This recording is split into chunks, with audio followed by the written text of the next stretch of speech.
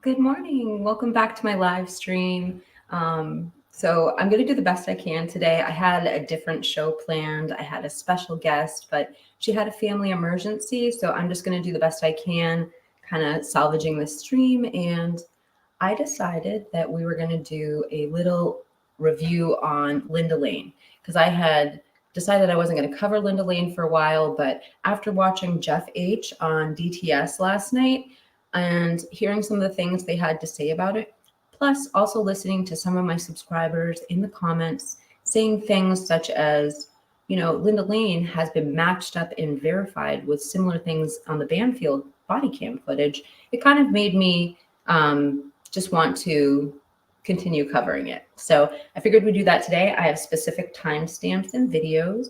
I'm just taking a look at the live chat and see who I have with me here today. Thank you so much for joining me. There was a weird. They exist. Let's see. Swamp Rose, what makes you tick?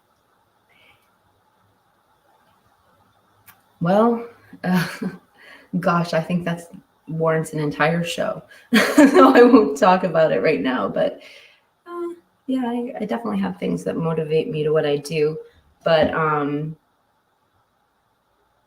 yeah, I'll save that for another show. Thank you for being here, 12, and Jeff. The toothbrush episode. I don't know what they're talking about. Sorry, I don't have a mouse, so I have to touch the screen to.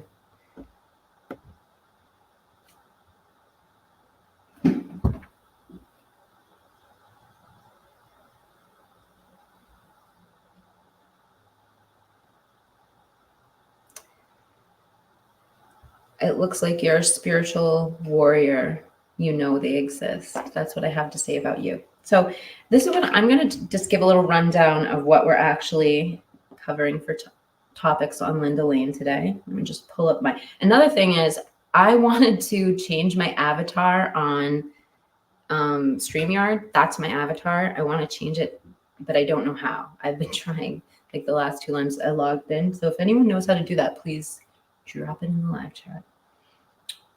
So for the timestamps, we're going to go over.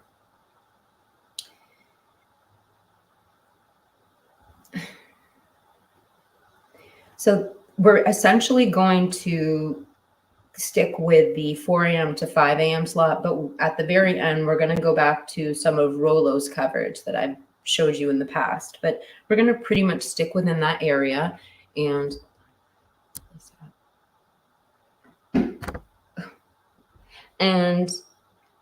the timestamps we're going to look at are going to be 4:57 a.m. to 5. We're going to do 4:04:49 to 4:07:07.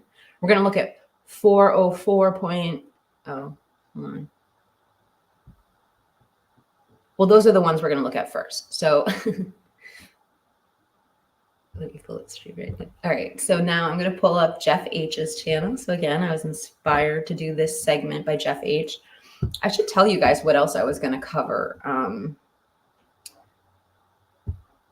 So I actually I don't have this on Jeff's page. I made a playlist. Hold on, let me go to my page.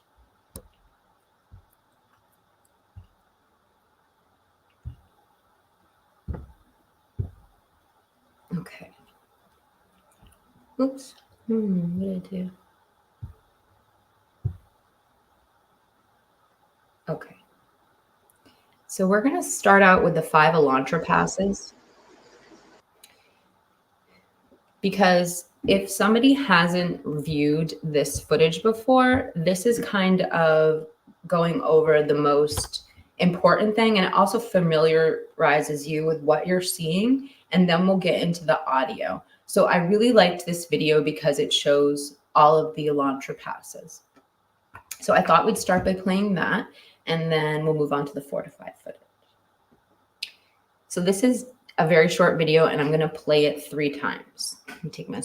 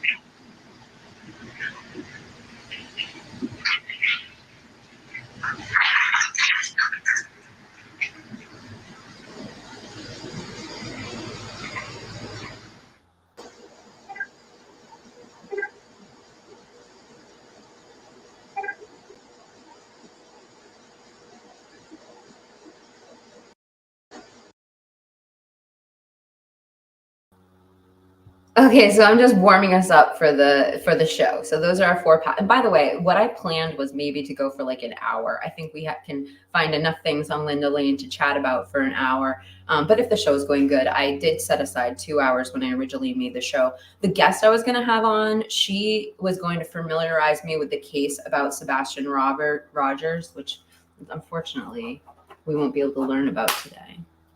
So let's get to the first timestamp here. And thank you, 12, for telling me how to change my avatar.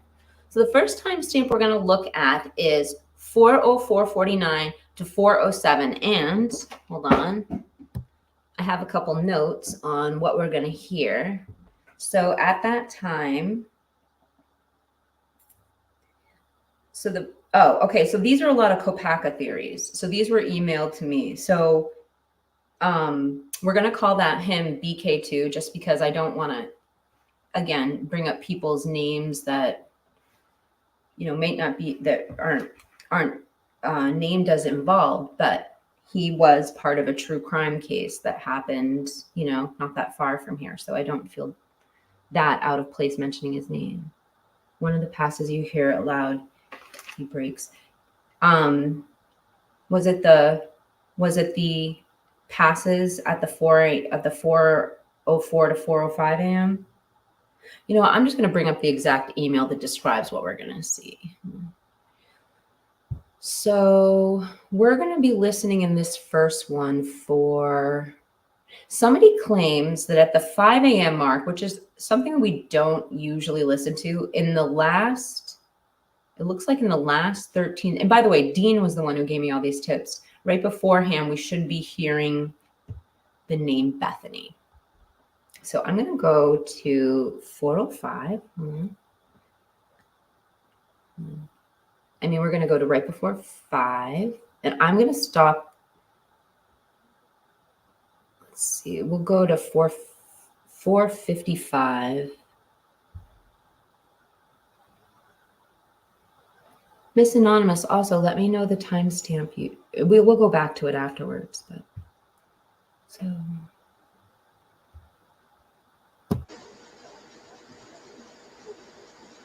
So we're listening for somebody saying Bethany. This is what people are saying they hear online at this timestamp.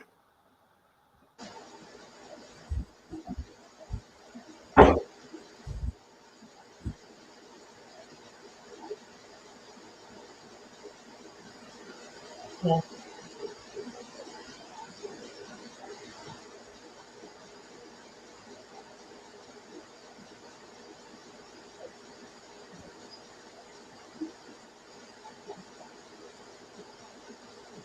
Oh, I'm not at the right timestamp. Hold on.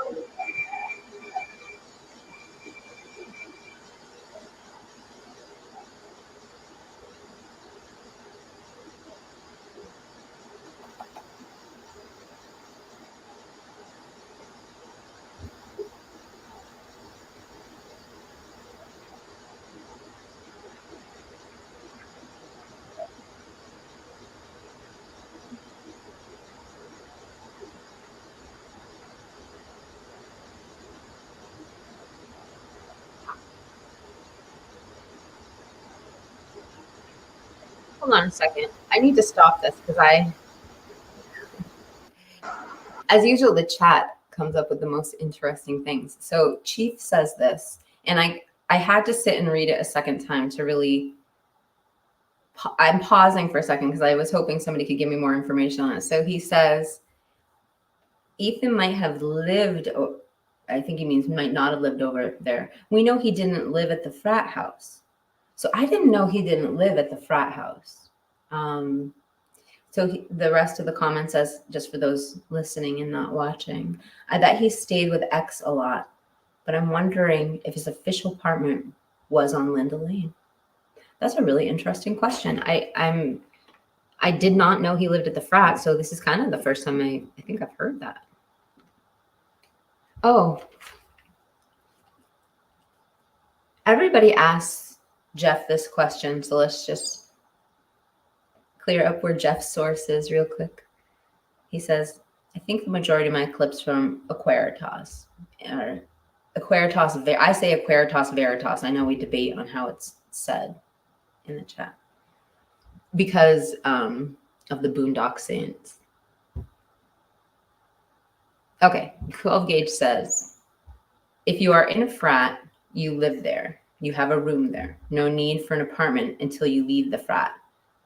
It's true, but I mean, like I can remember someone in my family, they went to a fraternity. They went to one called Fiji.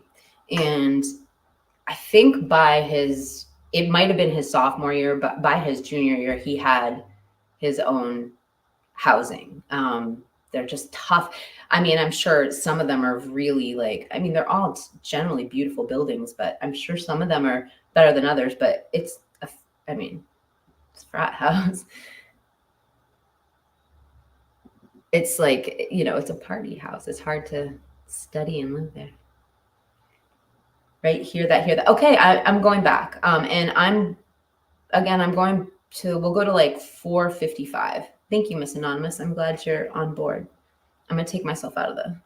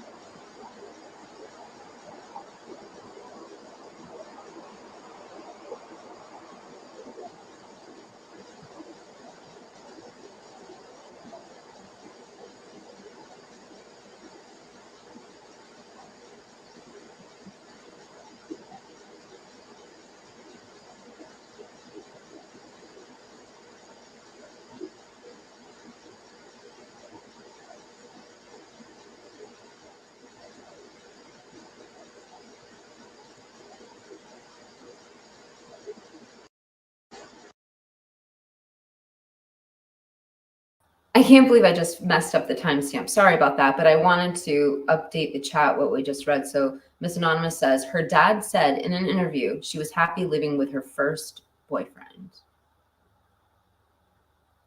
Interesting. Yes. And so this is just another thing about Linda Lane to continue the conversation that we're having at 12:27, which I thought it was 12:54, but I found out this morning it's the 12:27 we always debate. Linda Lane footage came from Powerpuff. So Powerpuffs and Aquaritas Veritas were the first channels to publish it. And and it was allegedly sold to one particular YouTuber. And I don't know all the details, so I don't want to try and speak on it. Okay, here we go. Jeff H. Again, if you don't mind, how much missing time is in the collective footage that you are aware of?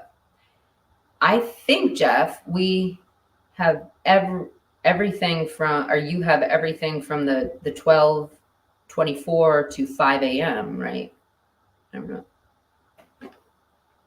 because the only thing I haven't, yeah, you do, because I've seen everything. The only parts we haven't studied are really like, I don't know, from like 1:30 to like, I don't know, 2:45. Those areas we really haven't studied, but we broke down most of the footage on his channel. Oh, Heather's here. Hey, hey. Okay, so Chief says, I think he was on grade probation though, so couldn't live at a frat house. And usually it's just one full of pledge classes because all cannot fit. But I am positive. So much info. I think he was on grade, okay. Hold on, Jeff H.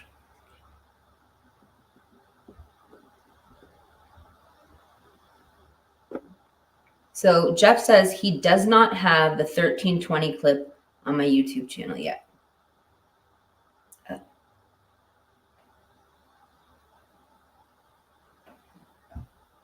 The issue of him living at the King Road house is supposed to be all girls per the lease. Oh, good point.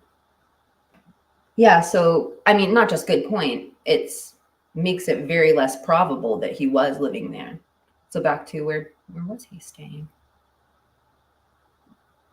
You know, the Chapins are such an open family. I wonder if they have answered that question in another place. I'm sure they've presented that information.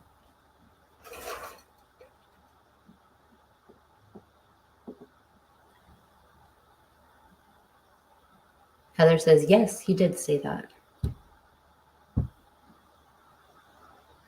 So Jeff says, and this is again about what he has for collective footage. Jeff says, Tinsel TQ. I think there's a tiny bit of time between 4-hour-long Linda Lane clips, 1 a.m. to 5 a.m. Okay. Okay. Oh, thank you, Chief. I appreciate that. Thank you, Heather. Heather says, and the frat friend said a year later, the EC was hoping to move back to the Sigma Chi house if his GPA allows him to. So interesting. It's interesting how we always heard he did not. So remember there was that exact quote from the press conference, that first press conference where he says, we originally thought that they lived there, but the boy was visiting his girlfriend. So that's another one of those weird contradictions. Yeah, he definitely was at the 1122 living, Heather says. Jeff says, 2:59 to 2:52 a.m. is the end of one clip. I see. And the next clip starts at 3 a.m. 0.5. So one of the reasons why I wanted to keep covering Linda Lane, like other than, you know, some people confirming its source, is because some of the timestamps, not just the audio, but not just the video, but the audio matches the field. So that, you know, if anyone has seen a video that compares those time loops and does some verification to like noises or car passes or anything like that, that we could match with the Banfield, let me know.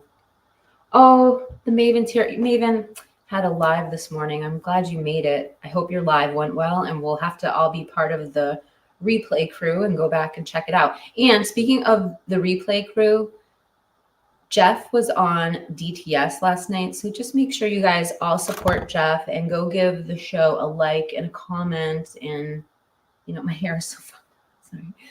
Oh, that's not a helpful comment. Yeah, Rolo, we're going to go over the 127 in a little bit. You can come up on stage if you want. I had a cancellation today. I almost emailed you, but I didn't know if you'd get back to me. Jeff H., thank you. Thought so, but I wanted to verify. Actually, I'm going to play this while we talk, just so we have something going in the background. It's not like...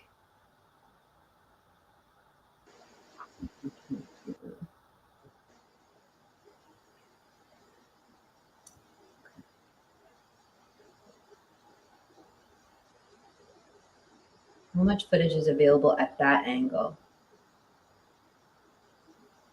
How do you guys know that? I think the King Road house, but didn't tell the landlord. That would make sense. The Chapin mom said that he was just sleeping over once. This is like the confusingest conversation. Yes, this is another point. Thank you, Paco. Golf clubs there. He moved in. And then Heather goes on to say, meaning after the fact. It was said after the fact in an interview. So between 1 a.m. and 5 a.m., the only thing I see missing is 58 seconds starting at 2:59 to 2:50. I don't know how to say this correctly. 2:59:52 a.m. I think this isn't a nefarious, just a spot where the clip was cut. None are exactly an hour long. Here, I'm gonna take myself out of the screen.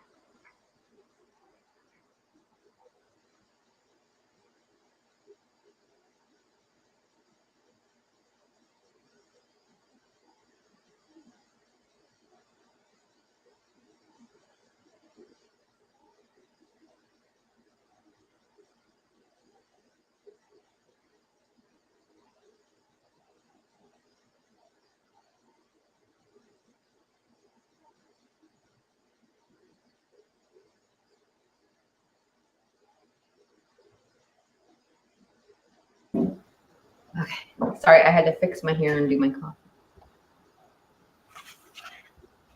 All right, let's get back to business here.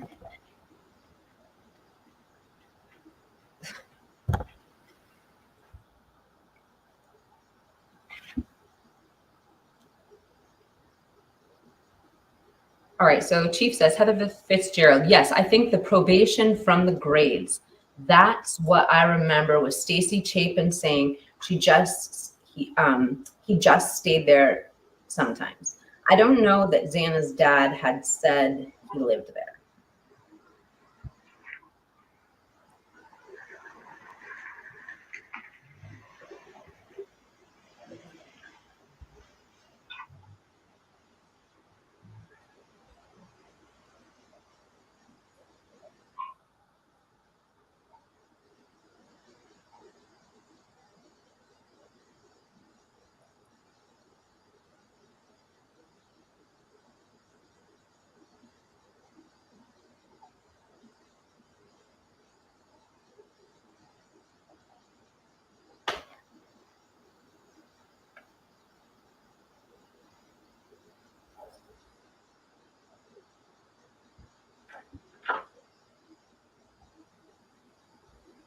I do too, Tinsel. Let's all document that minute and I don't know. Let's all put that out there into the ether and think on it. Makes sense to me that he lived there. Stacy Chapin probably didn't want people to know that. Miss Anonymous says, I've seen video from midnight to 5. I think I'll check. Thank you so much. And if you do, just let me know where to find it. I would like to see that other 23 minutes I haven't seen. So. Hi, Jessica. Jessica says, at the 1-year anniversary, the kid that talked about Ethan said Ethan was excited to move in the frat house. I mean, just one more confirmation. He definitely was on some sort of, he wasn't there. Academic probation is the theory. Chief, yeah, he said something about getting to know what it was like being in love and living with her boyfriend. Oh, it's so sad. I have a video on my channel showing the matching sound of the Linda Lane camera. We are pausing everything, I think, and going there. Hold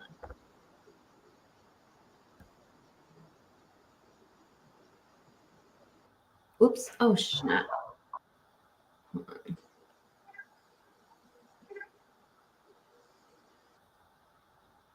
right. So, all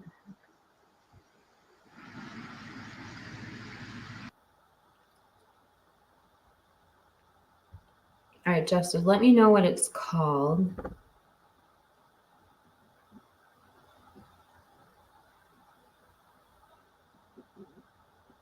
Rolo, I don't know how long you've been here, but we're going to show your video at the end. And the Maven says, I got through Delphi, so now I'm doing Karen Reed tonight at 10 p.m. Interesting. Guess what? I have been catching up on the Karen Reed case. And I actually went to Lawyer You Know last night, and I was in their live stream, and I was just kind of like listening to where like his interpretation of what's going on in the court. So it's such an interesting case, and it's just getting like more and more interesting. Rolo says, I just saw one around 2:30 where the car parks and there's a few cats with cloaks and talking to the driver. All right. Well, let me write that on the list, Rolo. So we've got 2:30 and we're looking for at least 3 people clad in black. And what other details? All right. Talking to the driver. All right, let's check that out.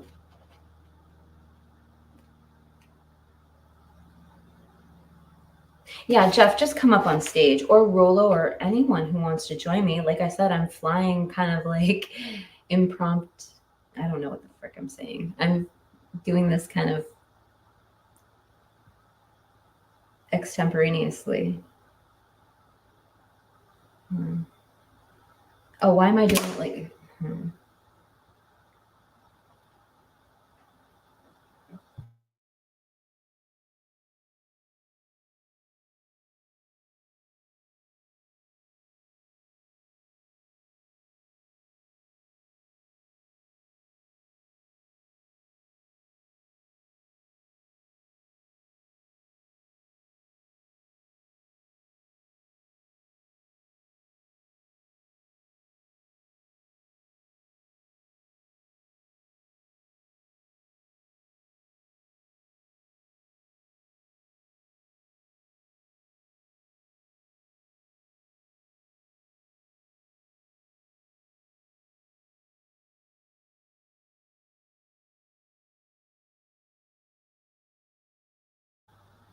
Okay, so Jeff, there's the link. Come on up and help me with my Linda Lane presentation. I'll owe you one. I'll owe you a live stream. Or you can send it to me. Either way, whatever you're comfortable doing. Heather Fish, you can. Oh, yes, that is the truth. It was a little joke. Okay, well, sometimes you've said things that I thought were jokes and they weren't. Okay. I thought that you said you were still looking for it. Maybe, maybe Jeff, it's best if you do just come up and tell me what to do.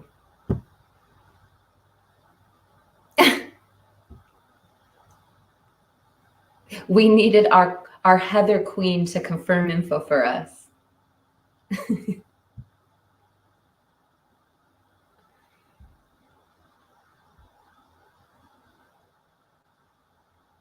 Well, get some sleep.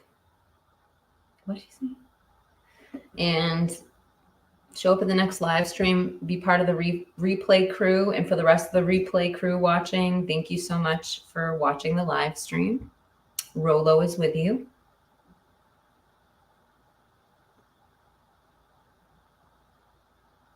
Hold on a second. This is ridiculous. We still don't even know for sure where Ethan lived. I know. Isn't that the statement of the live stream, Tinsel? Oh my gosh, Heather sent me this. So Heather texts me different information, and she sent me this story. And at first, I thought I was looking at some sort of joke, but it's pretty incredible. Oh, here's Jeff. Heather, maybe I can pull up an article on it. I can't show any like footage on it, but I think that's a good idea. Hi, Jeff. How are you? Hey, Kiki. How are you this morning? Great. Nice to see you again. Yes, good to see you too. You did a great job on the show last night. It was so good, and it was really fun listening to the two of you talk. Thanks. I appreciate that. Yeah, I mean, I just enjoy a conversation with Daniel, just me and him together. Just that's fine. You know, to do it live is just icing on the cake. Yeah, Daniel's a good dude. He's a really good guy. Oh, definitely. And it's so fun that he's been inviting some smaller creators to collaborate with him. It's really generous of him to share his platform. So it's really super cool to Yeah. see him reaching out to us. So what do you got for me here on Linda Lane? So Tell that me. well, that footage that you're looking for, actually see where you're on my channel. Instead of clicking the videos tab, click the home tab, and it's the featured video, the one with the Banfield sound that is matched to the Linda Lane. You see what I'm talking about? Oh, did I freeze up or did you freeze up? Okay. Oh, you Can you still hear there? me okay, Jeff? Yeah. Is it Okay, good. me? I know my computer was being an a-hole last night, and it took me like 10 minutes to get all booted back up. Yeah. Can you hear me?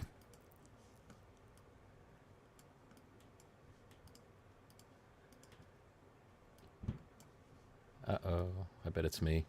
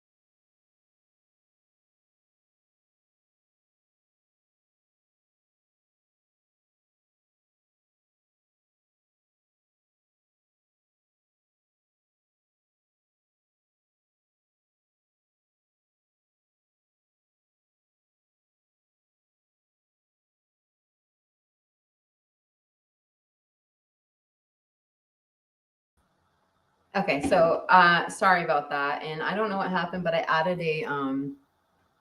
just added like a mobile hotspot so that wouldn't happen again. Jeff, you're welcome to come back up. Sorry to interrupt our conversation. So back to Linda Lane. Let me present my screen. Oh god.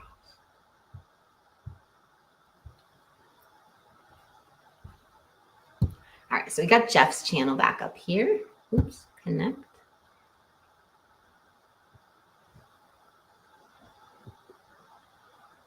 Here we go. So this is the one we were just talking about. I'm going to pause here and set it up for you. So we're going to look at some comparisons between the sound, obviously what it says right here. Here's a quick clips of the 5 Elantra passes by Linda Lane cameras compared to the engine sounds from the Banfield. So let's take a listen to Jeff's video. You're jinxing us.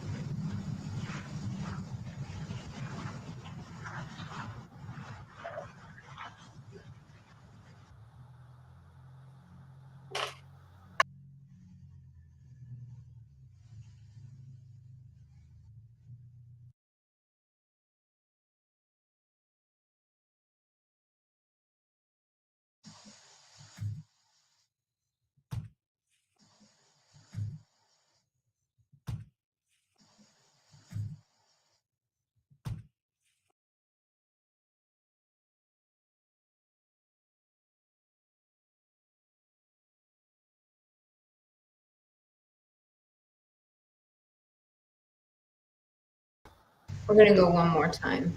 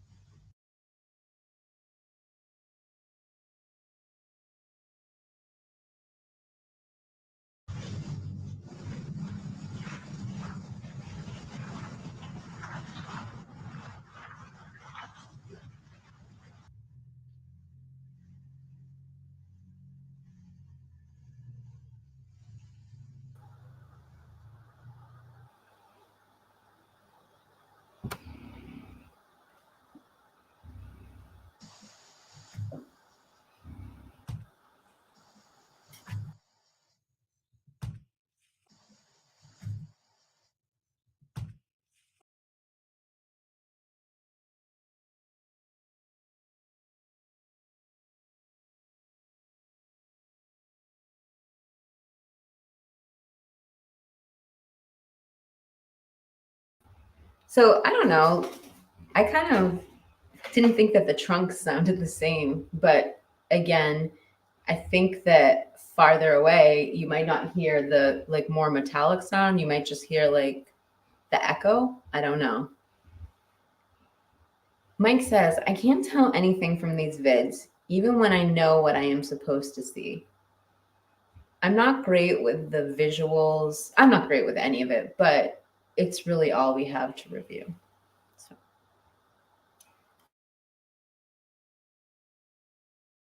Times. And we can look at it again. This one.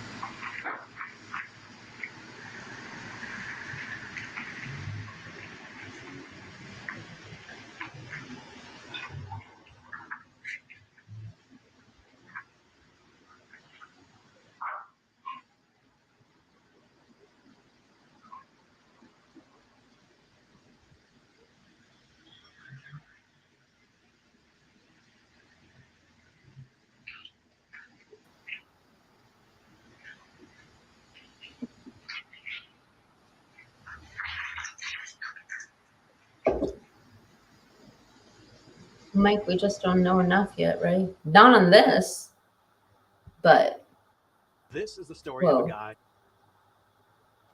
Okay. All right, let's get to some real interesting stuff.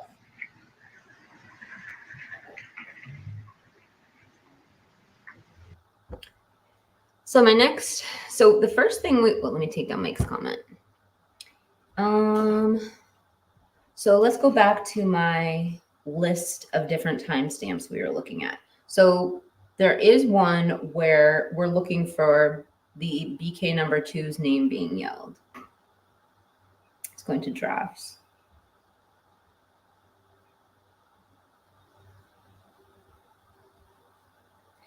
So the first ones we're going to look at is right before 5 a.m. It's said that you can hear Bethany. And then it's also said like 0.13 before that you can hear, or around then, it's a sheep. And then at 4:05, the other one they're looking to, in the last 6 seconds of the 4:05 passes, we're looking for the word kopaka. And a lot of people also claim that they hear people talking on radios at that time.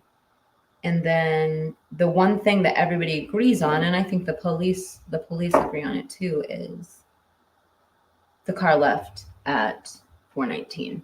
So anyway, that's what I have to say. Let's pull up the footage. So let's start going back to the 405, and then we're going to jump forward to the 419. We're looking for three different things. We're looking for the name Bethany. We're looking for it's a sheath, and fourth, yeah, the Kapaka and talking on radios.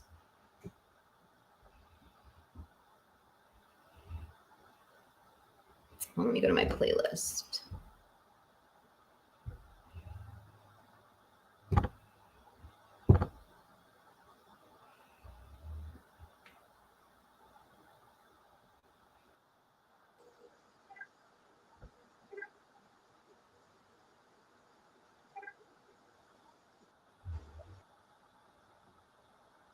All right, so we're going to begin at let's start right at,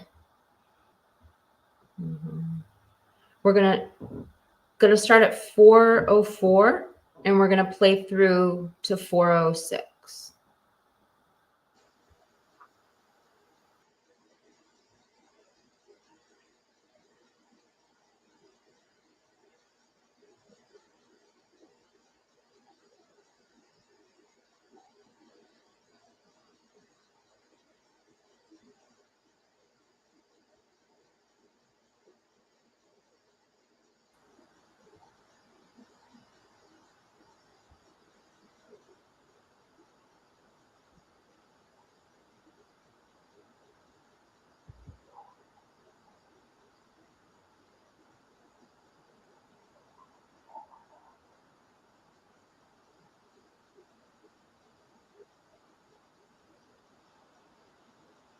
I don't know what's going on. Like, nothing is technically working for me today. I can hear Lindaline. Let me try sharing my screen again.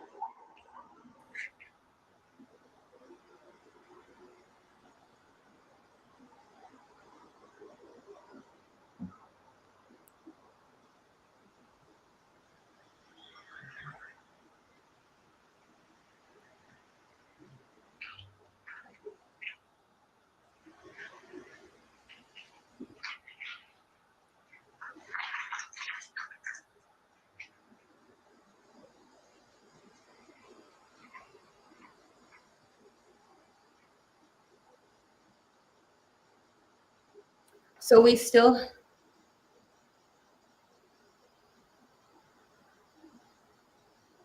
I think that was the Bethany.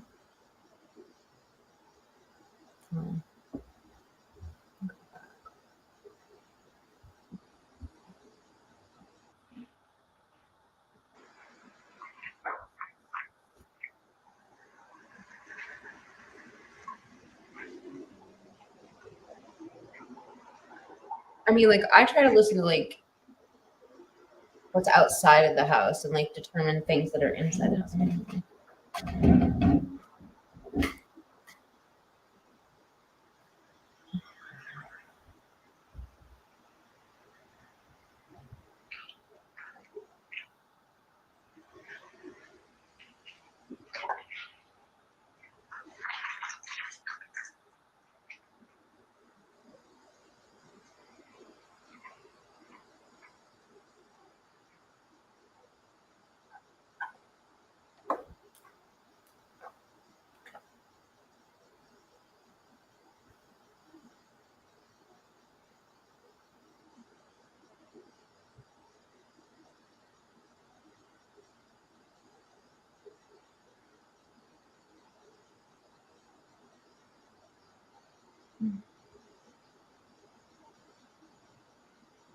So we're keeping going, and I'm going to skip forward to 419 because now we're looking for, this is when they left.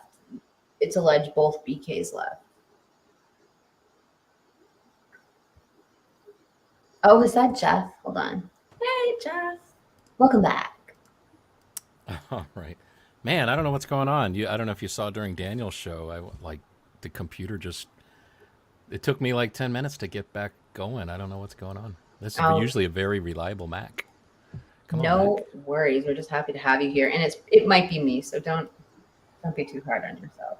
I just wasn't sure if it was me, so I just put my computer on like my cell phone to like make sure it was like super jacked up on Wi-Fi. Yeah, I reset my what do you call it? My router as well. I thought maybe that could be part of it, but seems to be okay now. Let's just keep our fingers crossed. All right, that sounds Or good. maybe my computer is saying you spend way too much time on YouTube. I'm stepping in. They have a mind of their own. I Yes. swear they do respond to motion and tension. Like I think your electronics definitely respond to that, like move slower or glitch and stuff like that. But it also could be in my head. I don't know. Right. It's like, I need that file right now. Why are you doing this? Submit. Yes. So, what's interesting is, I do have this one other timestamp. I was going to jump forward to 219, but I have made at least 3 stars, and I'm going to go through. I think there were more of people who really want to look at footage, and they're suggesting times between 2:30 and 3, which I think is pretty interesting because they're just not times we watch a lot. Anyway. Yeah, there's on my channel, I try to respond to all the comments that come in, and there are a ton of comments like, I hear something at this time, I hear something at this time. Did you check this out? So I really think that type of phenomenon is the reason we even have the Linda Lane footage. Because I don't know the full story, but I think, I know Kane had the footage, and then it's probably the process of showing it like, hey, did you check this out? And then they hear something, and then they Damn it, Jeff. before you know it. Oh, what happened? Hold on, I'm gonna stop sharing my screen. Maybe that'll give it some more Wi-Fi. Oh, is it acting funny again? Now I can hear you. You're good. Man, I wonder what it could be. I don't know if I don't have anything taxing my system. I've only got one hard drive hooked up. I'm using Bluetooth headphones. I mean, I think the last thing you said before you were going off before you were leaving was that one of the reasons why, if we're looking for a motivation as to why we had Linda Lane leaked, it could be for all the weird audio and anomaly-ish things you hear on there. Is that what you were saying before you left? Yeah, because I mean, the people that I've talked to, I was just kind of getting the sense that people hear things, and I think felt strongly enough that like, wow, I think this should be out in the public's hands. I wish they would have the same feeling with the light bulb camera, because that would answer so many questions. Because if you see, we see this car pass the Linda Lane camera 5 times, and we're like, everybody thinks it's a Chrysler 300. I think it's a unicorn mobile. Everybody's got an opinion on it. And then, but that light bulb camera would answer the question. It's like, what car came in, and then what car was seen just shortly after on Linda Lane. But I know who does have that. They've seen it. Law enforcement has seen it. Oh, right. Yeah. Now, if you can those can set aside that they think law enforcement is inept and corrupt, then maybe it's like, can have a little bit of trust that, hey, they've seen it, they know more. So yeah, I mean, not any of our live chat, because I know you're just exploring all theories and that you don't have biases. You're just, you have biases. You're just somewhat. Yeah, I mean, leanings. I have leanings. I lean, and it can change tomorrow. Today I'm leaning to the left. Tomorrow I'm leaning to the right. You should have seen my dog. They had to put him, sedate him for his ear stuff they did yesterday. When he was like sitting in the backyard coming down off that, he was leaning to the left. He's slowly leaning to the right. It was funny. I made a video of it. That's on your channel? Not yet. I just shot it yesterday. I was just sitting in the backyard watching him, just kind of like trying to keep his balance and stay awake. And he was like so drunk. Oh, I wanted to tell you, while my mic's working and the connection's working, if you, on my YouTube channel, instead of hitting the videos tab, because then you just it's like looking for a toy in a toy box. But if you click the home tab, it's categorized. And actually on the home tab, the featured video right at the very top is the one that shows the Banfield camera audio that's matching to the, yeah, there he is. It's called Same Car Honks at 254. All right, let's Is listen. that beer? Is that beer in your hand? Yeah, I'm 21. Hey, is that beer? Is that beer in your hand? Yeah, I'm 21. Whoa, Beer? whoa. Is that beer in your hand? Yeah, I'm 21. There. Wow, Jeff, that was incredible. We're listening to that again for sure. Hold on, let me go back. Yeah, and you can see it's only like it's less than a second difference on the Let me get the timestamps. like. Hold on. Hey, is that beer? Is that beer in your hand? Yeah, I'm 21. Hey, is that beer? Is that beer in your hand? Yeah, I'm 21. Hey, is that beer? Is that beer in your hand? Yeah, I'm 21.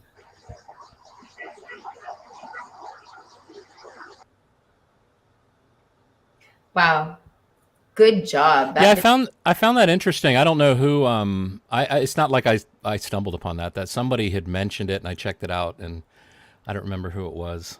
But the thing that I find interesting is that the closer camera to that is the police officer, obviously, and you can hear it's 4 honks, but the fourth one is less volume, and it's right next, real close to the third one. And I think that's the reason you don't pick it up as well on the Linda Lane camera, that fourth car horn honk. If you're listening to the Linda Lane alone, it almost sounds like it's 3 honks. But I mean, you can hear as a musician, I listen for like the tonal frequency or the tonal quality, like whether it's low, high, medium, up. Same with the trunk slamming. It's like when you're tuning a drum. I watched a drummer in the bands I play with. They just spend like so much time tuning their drums, and they're tuning it to an actual musical note most times. I think all times. I don't understand what the tuning is, but they're sitting there and they're tightening the drum head, going boom, boom, boom, boom, boom, boom, boom, boom, boom, boom, boom, boom, and they come back to where they want it. And so that's the thing that I hear is a similarity with the trunk. Again, most of the stuff I look into and post videos of or make videos of, my first thing is kind of like trying to debunk it. Like when I saw that my friend had a 2016, just by coincidence, white Elantra. There's a story to go with that too. If you got time, you want me to tell? It's really funny. But when I recorded it, I expected to get home, put it on my computer, and say, no, it's not the same. And even now, I know it's not completely scientific. I mean, most sedans that size, probably the trunks sound just like that. So it's not like it's a scientific proof. But yeah, when we were going to is it okay if I tell this little story real quick? Oh yeah, take your time. Like I said, I had a guest cancel. You take the show. Yeah, we were going to my wife's friend's house that she's known since like high school days. So we're driving along, and this happens a lot. I say, hey, look, a white Elantra. And it turned on the street that I was turning on. I turned left, and I was like, wow, what a coincidence. I'm driving behind a white Elantra. But then I made a left and went a different way through this neighborhood and then kind of looped around to the right. And then next thing I know, this next stop sign I come to, there's the white Elantra. And then now it's behind me. I was like, okay, this is freaky. What's going on here? This is this just kind of is like somebody wacky is coming at me anyway, long story short. So then I come down to where the houses we're visiting. I turn around, park on the street. The white Elantra parks right behind me. Turns out it's her fiance. I'm thinking, why is this? Nice. I had no idea he drove a white Elantra, but man. It's like, when you hear those people paranoid and they always think the postman's following them because they see meal right everywhere. No, I actually thought you were gonna end the story by saying, and then I just said, you know what, man, I'm a video producer, YouTuber. Can I just film you opening and shutting please? So I wanted to start this comment right here. Any trunk comparisons of a Chrysler 300? Just throwing it out. That's a good idea. I should do that. I know Chrysler 300 looks a whole lot bigger, so it should have a bassier sound. It's more of a chasm of a trunk than just this tiny trunk. But that would be hearing is believing, right? So yeah, and I would say like either it's a different trunk or because of the distortion of being in an echoey spot, and I mean, it doesn't sound the same to me that much. Yeah. Maybe I could listen to it Yeah, again. I was much closer to his trunk. He could have had more things in the trunk or less things in the trunk. So yeah, it's really difficult. But I know when I first heard that on the Linda Lane footage, I thought, "Oh man, I think I hear a door slam." And then 18 seconds later, I hear a car speeding off like they just robbed a bank. So they must be related, I'm thinking. And Yeah. but then I thought, why would you slam the door, especially if you've just done something horrific like this? And I thought, I'm going to sit here for 18 seconds. And it just didn't make sense. And then I started to think, well, if you closed your trunk and then got in the car, maybe that's the time to walk around to the front of the car, get in the car, check yourself in the mirror. Because my assumption or my theory is that he put everything bloody in the trunk in either a plastic bin, a tarp, a shower curtain. Everybody's laughing at me about the shower curtain. Not theory. the shower curtain. Yeah, I'm not. I try not to go there as much as I used to because everybody would give me a hard time about it. But that's the joy. Most people just like giving me a hard time. That's fine too. No problem. But I'm thinking he gets in the car. If he's got any blood on him, maybe it's on his face. Maybe he checks the mirror. But I think if he's carefully disrobed of everything bloody, then maybe his. That's why I don't. A lot of people say, well, maybe he must have covered his seats like Dexter in the car. I'm not sure that's necessary if he was able to just strip down of a one-piece coverall, probably threw his shoes in there, gloves, knife, of course, mask, if he's wearing a hat of any kind, so. Booties, stun gun, second weapon. Stun gun is a good theory. Yeah, it wasn't that long ago. Maybe you said it. Yeah. Yeah, I mean it's just theories because the sheer thought, and I mean I know we've proven that it's possible, but just the sheer thought that one person can overcome 4 people in that small amount of time. Yeah, because yeah. No, I'm sorry. What were you going to say? I cut you off. Go ahead, finish. I was just going to say, maybe we haven't heard the toxicology reports. Allegedly, could there be some chloroform, or could there be a stun gun? That's just kind of the things that came up with in my head. But I've heard other people say things about the stun gun, because in the theories, I'll just tell you guys, in some of the theories that I was exploring with Linda Lane, the other BK allegedly was there, and the touch DNA was allegedly gathered from the stun gun. And I'm not trying to put out there wild theories, but these are some of the speculations that people have put together from, that I don't present on my channel. But I think that when it comes to the stun gun, that may be where a lot of people have heard it before, is it's part of the Kopaka theory that's out there. So yeah. Not. Well, I mean, I know for me, it's like the if you give the 2 surviving roommates the benefit of a doubt and don't imagine them involved in any way, then it seems to me you have to answer the question, how was this done in such a semi-quiet way? So what was the method used? And the 2 places, or maybe 3 places my mind goes to, is that he encountered each victim one at a time, never like 2 on 1. And I think, I mean, in my mind, I can imagine a theory where that's possible. I've often thought it was the butt end of the K-bar knife that is hard as a hammer. Marines use it as a hammer. I mean, I could drive nails with the butt end of the knife. If you are hit in the head with that and you knocked unconscious first, that keeps the crime quiet. It also controls like where their bodies are facing when you end up using the sharp end of the knife, so that you can keep everything red off of yourself.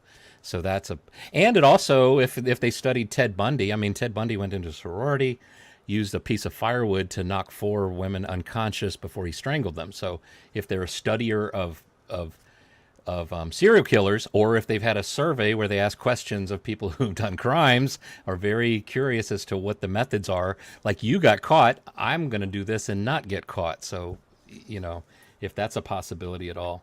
But the stun gun theory is good. Even on like the stun gun theory, you bring up that the whole Ted Bundy thing and the sorority house. When I spoke about that before, when I first started the podcast, that was like a theory we talked about. And one of the women who survived that brutal assault, she says that, and she wasn't the first person to get attacked. She was like, I want to say she was like the third person or fourth person to get attacked. But either way, she didn't hear the other people being brutally assaulted. And the only time she knew he was there was when he hit her over the head and she passed out. And other than that, she didn't know. And the fact that she passed out probably caused her to be able to, save her life. But I just thought that was interesting, and none of them knew. And all of the people watching should remember one of the quotes from the survivor or from Ted Bundy when they interviewed him years after the fact. They asked him how he picked each of the victims, and he said it was very simple. He picked the doors that were unlocked. So there you go. Lock your doors. Right, And right. I want to bring up this Linda Lane because we have a lot of top stars, and I think that we should explore some of these timestamps if you have time, Jeff. Oh Nope. yeah. It's great to see all my favorite people in chat, and you, of course, my favorite people. This is cool. I was looking forward to Daniel's thing last night. This is a bonus the next morning. Jeff, Plus, I too, didn't because see I it. always miss your notifications for some reason. I'm like, damn, I get there right as the thing's ending. It's like, When will I ever get back to YouTube's good graces? Come on. yeah, no Come doubt. on, YouTube. All right, here we go. Wait, should we listen to the no, we shouldn't do the indifference mode. Let me get the Rolo, don't worry, we're coming to we're gonna end with your video, but let's do these timestamps first. So I need the 2 to 3 a.m. with better sound. This is what we need. All right, so now I'm gonna pull up the timestamps that you guys gave me. Hold on. And oh, what did I do to my screen?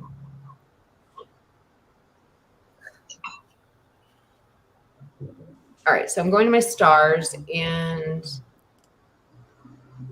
Rolo says 2:48 is the first one he wants us to check out. So let's do that.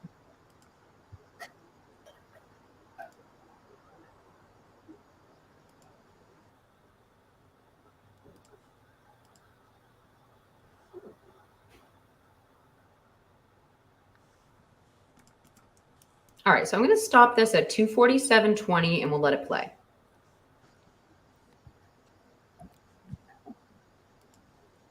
And it says, you hear a car pull up and you can hear screams of people, guys, like making fun of someone screaming for Ethan.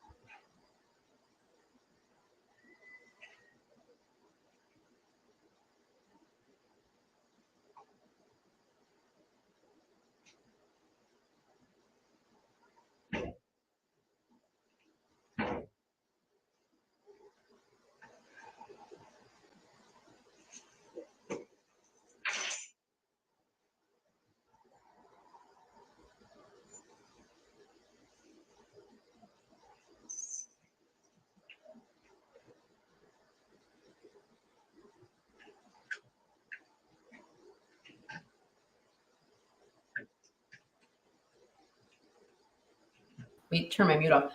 It's interesting because I listen for the outside sounds because I know what the inside, the perimeters of the camera sound like. And Jeff, I have you muted. I don't know if you can unmute Mike. I can't unmute you. I muted myself just so that if we're trying to listen to that clip, I didn't. Yeah, I mean, I'm letting fart. it play, but I mean, I can definitely. So here's the thing: is this always happens? Is you can hear when something's like triggering the background audio, and then it's about really studying that. But this is an interesting comment right here that I wanted to bring by Tarot that says any sound processor guy can isolate and clear up. Hold on. Yeah. Yeah, anyway, so isolate and clear up all the voice audio. So that's interesting. Maybe Jeff, like we could even provide you with some of these timestamps, and I could give you the 3 that I had like 4 or 5 I came here with, and you know what I mean. It'd just be interesting. It's not about proving anything. It's about debunking something as much as it is about proving something. So it's worth it for anybody on any end of the spectrum where you are with the case against Brian Kohlberger to study this. I mean, because if you want to debunk something, this is the way to do it too. You know. And that's kind of already been done in all this Linda Lane footage. I ran it through Adobe Premiere. I applied noise reduction, all kinds of EQing on it just to try and make it so that, especially focusing on any voices, that they'd be easier to hear. Also, before I posted these, and one of the main reasons I did this is because I was watching everybody on live streams say, okay, everybody be quiet. And then I could imagine everybody at home. I was doing the same thing, cranking up my volume. And then the moment something loud happens on the video, you're cranking it down because you don't want to blow out your ears. So that's why I also added compression to the Linda Lane sound, because all that does is basically the quiet sounds, it cranks the volume up on them. The loud sounds, it brings them down. So everything's in a more manageable range. And then in theory, you shouldn't have to be riding your volume knob as you listen to this stuff, because it's going to be in the range that is not going to blow your eardrums out, or not going to be so low you can't hear it. So, but if you've got timestamps and think, because I mean, you can see the time when I posted these. So my knowledge of sound has been, I think, improved since then a little. And Adobe Premiere has also improved their sound stuff. They've got something that I applied to the last hearing, Koberger hearing a little bit.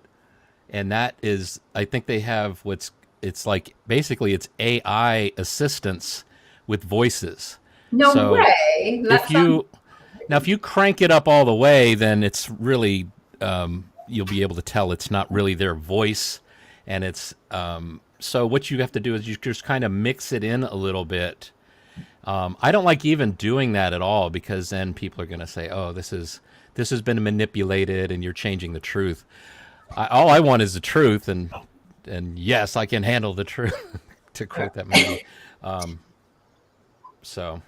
Oh, well, if I'll work on this. I'll work on actually, I'll take a little photograph of everything I have starred here, and a screenshot of it, and maybe that's something that I can get to Jeff, and it's an idea for a video. Not that he doesn't have videos to make already, but that would be a great video. I want to get to a couple more timestamps because I want to get to all of them. And if you want me to go back to one, just go ahead and put a couple asterisks next to your comment, because there's a few I have like 60 comments I haven't read yet. So Sure. All right, let's go to, so what time this video has 2 to 3. So the next one we're going to do is, let's do 221. And Tara doesn't say exactly what's on it, but let's check it out. I like the name Tarek. It's beautiful. Are you Klingon? Are you related to Klingon? It sounds a little Klingon in freaking Star Wars fan. People. Yeah, or for something from Star Wars. Oh, Star Trek, sorry.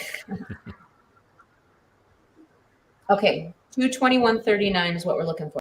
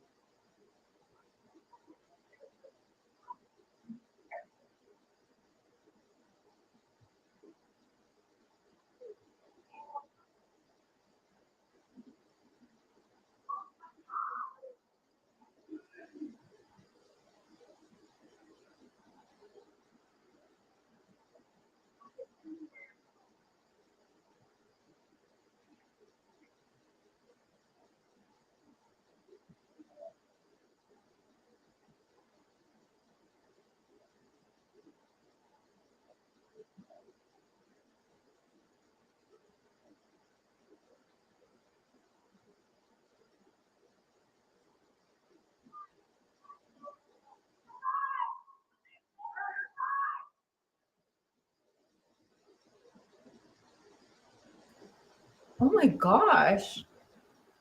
All right, I'm going back.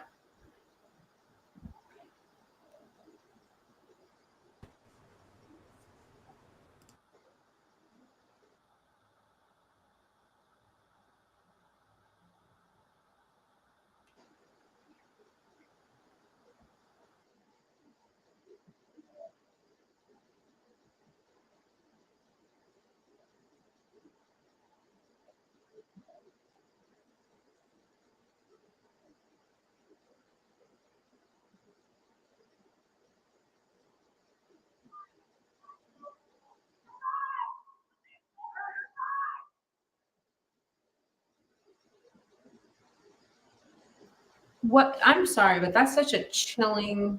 I mean, we know the time frame we're working on, but like we know also what a tragic, scary, dark night that is, and to hear like screaming like that, you can't help but get chills. Like, You know, maybe I would agree, but I used to date someone that went to Ithaca College, and I used to go visit, and I would stay in the dorms, and that's the kind of yell you'd hear. Like, I mean, I can't make it's out what very she's Ithaca saying. College, Jeff. Well, maybe. I'm just kidding. I'm just kidding. But I mean, it's the kind of thing. It's like, especially if you consider where this camera's located, there's two balconies, two floors directly above it, and I could see somebody saying, you know, like maybe they're all planning to watch a movie with somebody that's in the neighboring building across the way parking lot, and to say, "Hey guys, we're starting the movie."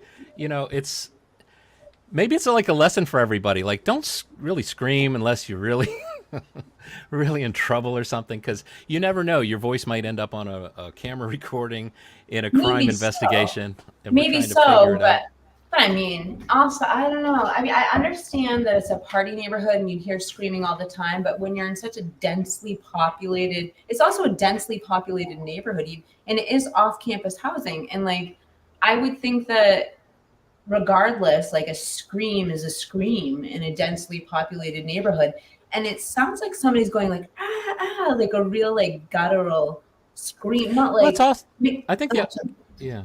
no, I'm sorry. I didn't mean to I'm talk sorry. over. No, I get excited. No, but I think the other thing that I feel like is like I had a friend of mine who shared his Ring doorbell camera because he had some drug dealers living next door, and he got his community together. They were going to go to the court and try and get the landlord to do something about it. And he shared a video where this guy attacked his girlfriend in his front yard. The thing that makes me think of is like, after hearing that, and you don't hear just one scream when somebody's really in trouble. This is just one scream. This is a scream. You hear one scream when somebody's saying, "We're about to start the movie," or like, "Come on over, guys." But when you're in trouble, you scream and you keep screaming. This woman on my friend's video, she was like, she yelled, and then she's like, it's like, "Somebody help me, somebody help me." And then she's like, "Call the police, somebody call the police," and just kept on going. And so, Yeah, it's a really good point, Jeff. It's you absolutely know, a good point. All right, let's get to the next timestamp. I love these timestamps. And again, if you have more, I'm going to go back to the unread. We have almost 100 unread comments, and I'm so sorry about that. All right, so let's go to we're going to do 248. Yeah, we know we just did 248. 248 was both recommended by Anonymous and Rolo, just, we just did 221. So now we're going to do the 423, which is, can we agree it's a Jeep backing out at 423? So let's take a look and see what we can surmise. I also have a video of 423 where I zoom the camera in and follow the person to the car. If you wanted to check I like out that. too. I like that idea better. Hold on. My dog is like bugging me to take him out. I feel really bad. You can take him out if you want. Like, oh, I won't say anything inappropriate while you're gone. Okay, Jeff, I'll let you control the stream real quick. Which can you see my screen right now? Which video is it? Yeah, actually, if you know what I like to do, instead of clicking the videos tab like you've got, just click home, and you'll see they're all categorized. I'm sorry. You tell me that every freaking time, Jeff. Okay. We got White Elantra. We got K-Bar Knife. Here we go. Go, Kia. Keep going. It's observations. Footage observations, the very next one. There's the first one. Black SUV sequence from 4 a.m. Let's do it, guys.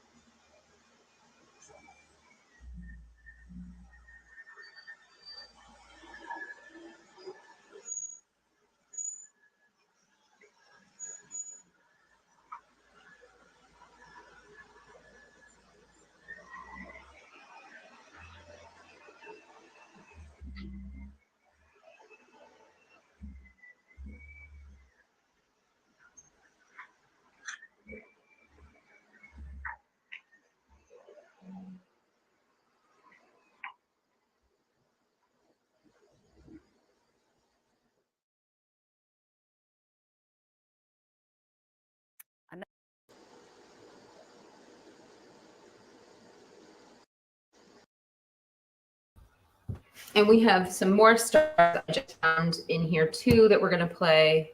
Jeff, that was a great video. Thank you for putting all this work into it. And then I'm going back to our other footage. Here, you're welcome. You deserve the credit. Let me go back to our Linda Lane we were just on. All right, now I got to go to my channel into my playlist just to make it faster. Okay. Oops. And we got the 405. I'm going to put this out. All right, so back to the chat. We've got a few more here. So there's a moment at 3 a.m. to 3:59 that was suggested to us. And Rolo, I've got your other time suggestions, so don't you worry. Oh, this isn't the right video. Frickin' A. That last vehicle did look like some sort of SUV. I did a lot of searching around on YouTube for like the sound of the door closing, because it sounds like a thin metal door, like of a Jeep. And some of those like Mercedes, those big Jeeps, have very similar sounding door closing, and also the sound of the key fob unlocking the car sounded very similar on some of these. So I don't have a model number I could share. I don't remember. I found a couple that seemed close, but it wasn't close enough, you know. That's so crazy. I just had a thought about your comparison to Banfield and Linda Lane that makes so much sense. So you know how it's 4 quick beeps, but they're like boop boop, like somebody went doo doo, like really quickly. Maybe it's that's what it is. Somebody clicking their key fob twice and they have the horn signal on. That's what it sounds like to me now that you said that. That's somebody hitting their key fob twice. Yeah, I'm thinking the police officers locked their car and hit it twice just to be sure. And it, you know, if it's an air horn that is blowing, making that sound, it makes sense. Like if you hit it twice fast, I don't know what the process is for getting more air into the horn so it's ready for the next time you beep it. But maybe that's why the 4th beep is a little low, because it's like, you know, when you run out of air in your lungs, you're trying to speak on one breath and you're like, get to the very end and you're like, I got no more oxygen. I got to breathe again. So. All right. So now, guys, this is it.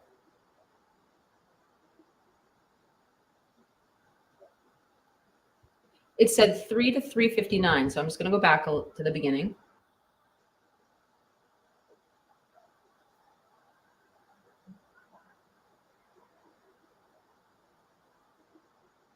I can tell you what, it's an eerie sound. I don't know what we're looking at, but it is an eerie sound. All right, so we've got that one. All right, and then here's okay, we already talked about that, Jeff, yep. And we determined there's only 1 minute missing out of all of this footage that we're looking at. And, oh, this was the one I wanted to show you from Mark B. Mark B, I hope you're doing well, too. I feel like I never talked to you anymore. It's a turbo. And I don't know which clip he's talking about, but I think that that's insightful, because when we're listening to all this audio or trying to figure out things about the exhaust, and I've seen several good exhaust comparisons or engine comparisons. I'm sorry. Have we considered somebody with like turbo in their car? I don't know. Right. Yeah, it does have kind of a whistling sound that I thought was carburetor, turbo. I can't remember. My stepson's a mechanic and he listened to it. I think he may have said, yeah, that sounds like a turbo. All right, we need to get backwards. We need the 2 to 3 footage for Rolo's next suggestion. Oops, come on. Poor Coffindoffer. You couldn't have got a nicer picture of her, Jeff? I'm joking. Coffindoffer? Couldn't get another nicer picture? I'm just kidding. Yeah. Okay. It wasn't nice. I don't know. I'm just joking with you. Oh, okay.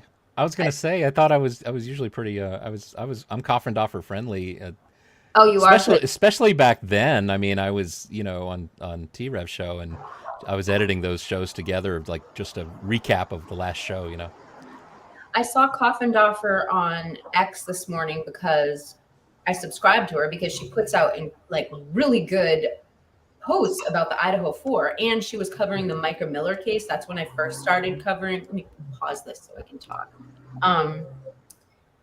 So I found out about Coffindoffer when I was on my vacation from YouTube, and because I was on X all the time, because I could comment there. So I found out about her then, and she was covering the Micah Miller case. But the reason I was thinking that is because this morning she posted on X, I guess her son's getting married. So she was showing 2 different wedding outfits, and she looked very beautiful. I mean, she looked very nice. So I was just saying, maybe I'm comparing your picture. I should really shut up. I don't want to put my foot in my mouth to an ex-FBI agent. So Rolo's, I haven't seen those 3 videos that we did with her in a long time, and every now and then somebody will comment and they'll say, "Hey, I watched this Coffendorfer video," and for a second I have to stop and think, I've never done anything with Coffendorfer. Oh yeah, that's right, I forgot. No, I watched them the other day, and I did find something out new when I was watching them, which was really interesting. Apparently, she was saying, and I've heard it from another person since then, that she believes the reason in the PCA they say suspect vehicle number 1 is because it's a style of writing. And they do it for a couple reasons. 1, the obvious, to leave it open if they need to add a suspect vehicle number 2. But 2, the real reason would just be emphasizing something. Like, it's just a writing style. That's her theory anyway. I don't know. But I heard that on your channel, Jeff. That's why I'm repeating it. It makes me think of the way I name folders. Huh? Oh, anything on my channel you can repeat, no problem. Thank you. All right, Rolo, this is going to trip us out. Let's watch. Hold on, what are we doing? 242. Actually, before you hit play, there was one thought. Like when I name my folders, if I were to name a folder suspect vehicle, and then I'm thinking, oh, that's where it starts. Okay, and then, oh, now we have a possible suspect 2. Then I might say 2 suspect, 3 suspect. Now, when I put those alphabetically, the first one is going to be under S, but the second one is going to be the first one alphabetically. So part of me wonders is like if anytime you've got a suspect vehicle, you just call it suspect vehicle 1, even if there's never any suspect vehicle 2. It's just good practice for naming structure so that things are alphabetically correct. When you're searching and you want to, because otherwise you're going to see suspect vehicle 2, 3, 4, 5, and maybe it's my OCD, or it's like that would bother me. I would be like, I don't even know if I have OCD, but it's just I like a clean naming structure. Like Monk. I don't know if you ever watch Monk. I'm not that bad, but but you're borderline. So I'm just kidding. Yeah, borderline. Well, you have to have good organizational skills. We can tell you have good organizational skills. Look at your damn homepage, Jeff. I'm just kidding. I try. It keeps evolving, trying to get it better and better. All right, Rolo, don't let us down. This better be good. I'm just kidding. Thank you for giving your suggestions. I've got a few more starred, and then I go back and see if I missed any. And don't forget, if you stay, I know Rolo might not be here because he has to go to sleep. But the last thing we're going to do is play the video that Rolo and I, kind of collabed on. I showed it during one of my live streams, and it's been a popular video on my channel. So I thought we'd play it again tonight. So here I go.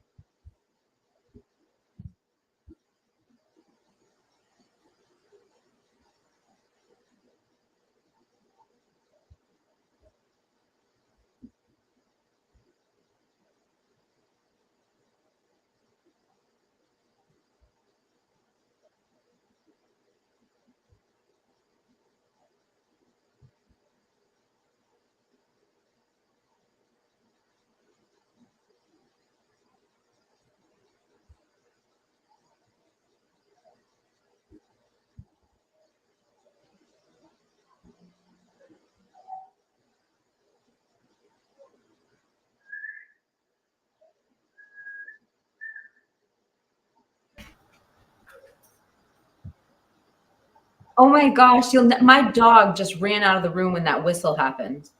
Like, my dog just flipped out from that. Rolo, my dog tripped out. Like, he's running around right now looking for somebody whistling to him. So we're rewinding that. That was good. Hold on. Jeff, is your cat around? Did your cat do anything? No, I'll keep an eye this time. My dog is like asleep right at the top of the stairs. Okay. Of course, he's probably still got a little sedative from yesterday. So Poor dog. He's still running Cheech and Chong right now. Okay. Well, So is half of the live chat.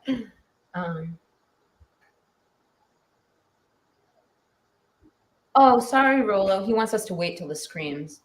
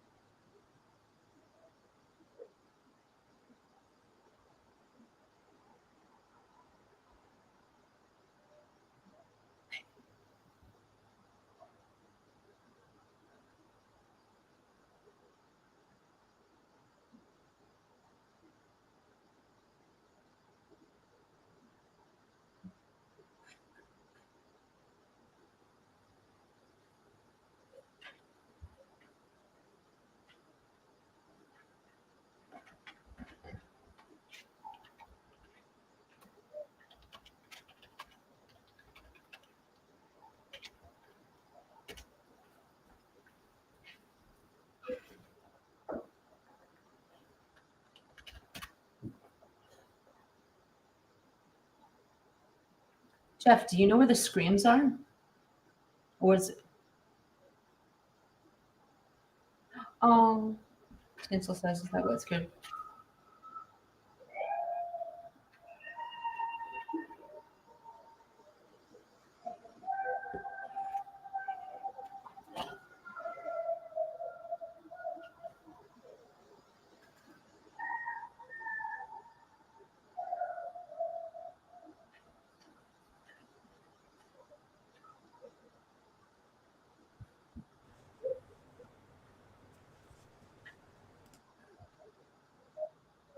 His dog had no reaction.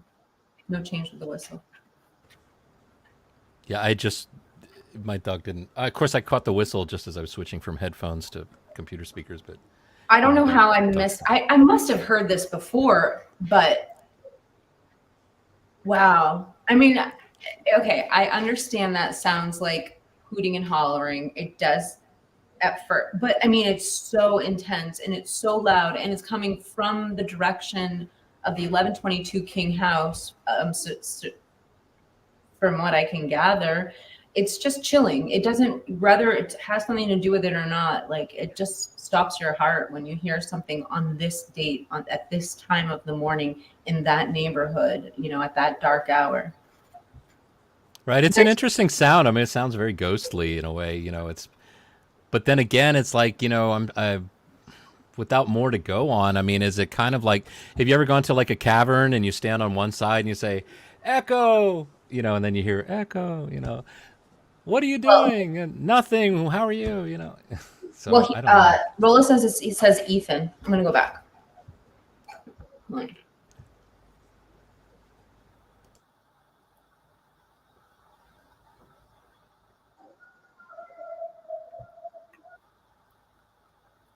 Okay.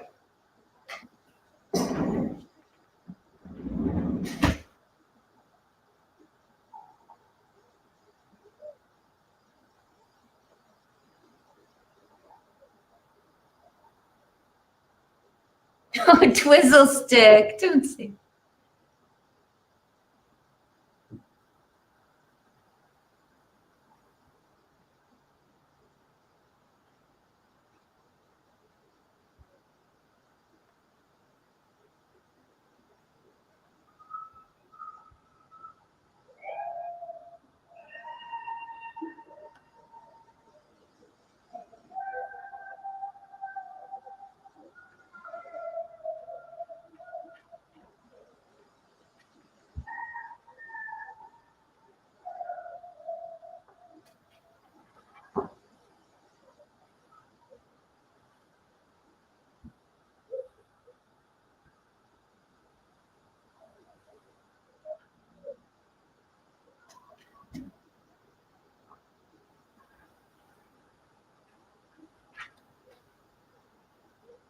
I want to pause. Well, Jeff, Richie's comment, what would you say to Richie? Because I've said this too before, and it's one of the reasons why I stopped covering Linda Lane. But I've heard a few things that have made me start covering Linda Lane again. So, what would you say to Richie's? You actually made a comment earlier. You actually gave a reason why this may have happened with the leak.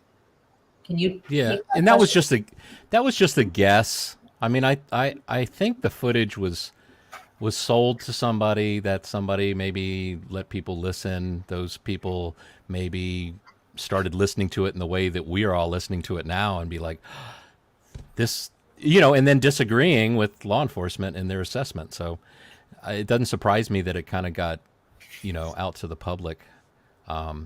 It's unfortunate that it got out to the public in such a low quality way. Like when I downloaded this from, and I think I'm looking back at this, the file name structures looks like it's the same on all of 4 clips I have. So it's 1 a.m. to 2, 2 a.m. to 3, 3 a.m. to 4, 4 a.m. to 5. So that's 4 clips. The 1 a.m. to 2 is 1080p. It's a higher quality than all the other 3, which is weird. I don't completely understand why that is. I don't know if whoever they originally got it from provided it that way. But I think the way that I downloaded it from YouTube to obtain the actual, type of file that was uploaded to YouTube. So if you upload a slower res clip to YouTube and then I go to download it, it's going to be low res clip. Right. You upload a high res, and it's the opposite. Because I've always wondered, I've like in my trying to find more footage or better footage, I'm always asking, it's like, can you get me better 4 to 5 a.m. because I've got 1080p on the 1 to 2 a.m. but I've got like, it's like 640p for the rest, and it's like crap quality. I'm not sure it would really get any better though. I mean, this is low quality video. It's a camera that is around $100. I mean, I bought this almost the same camera. I was emailing with the landlord of 1330 Linda Lane. His name's Kane, if you don't know. And mine is a hold on, I got it right here. So mine, I told him, I said I bought the RLC 520A, and Kane said he thought his was the 522A.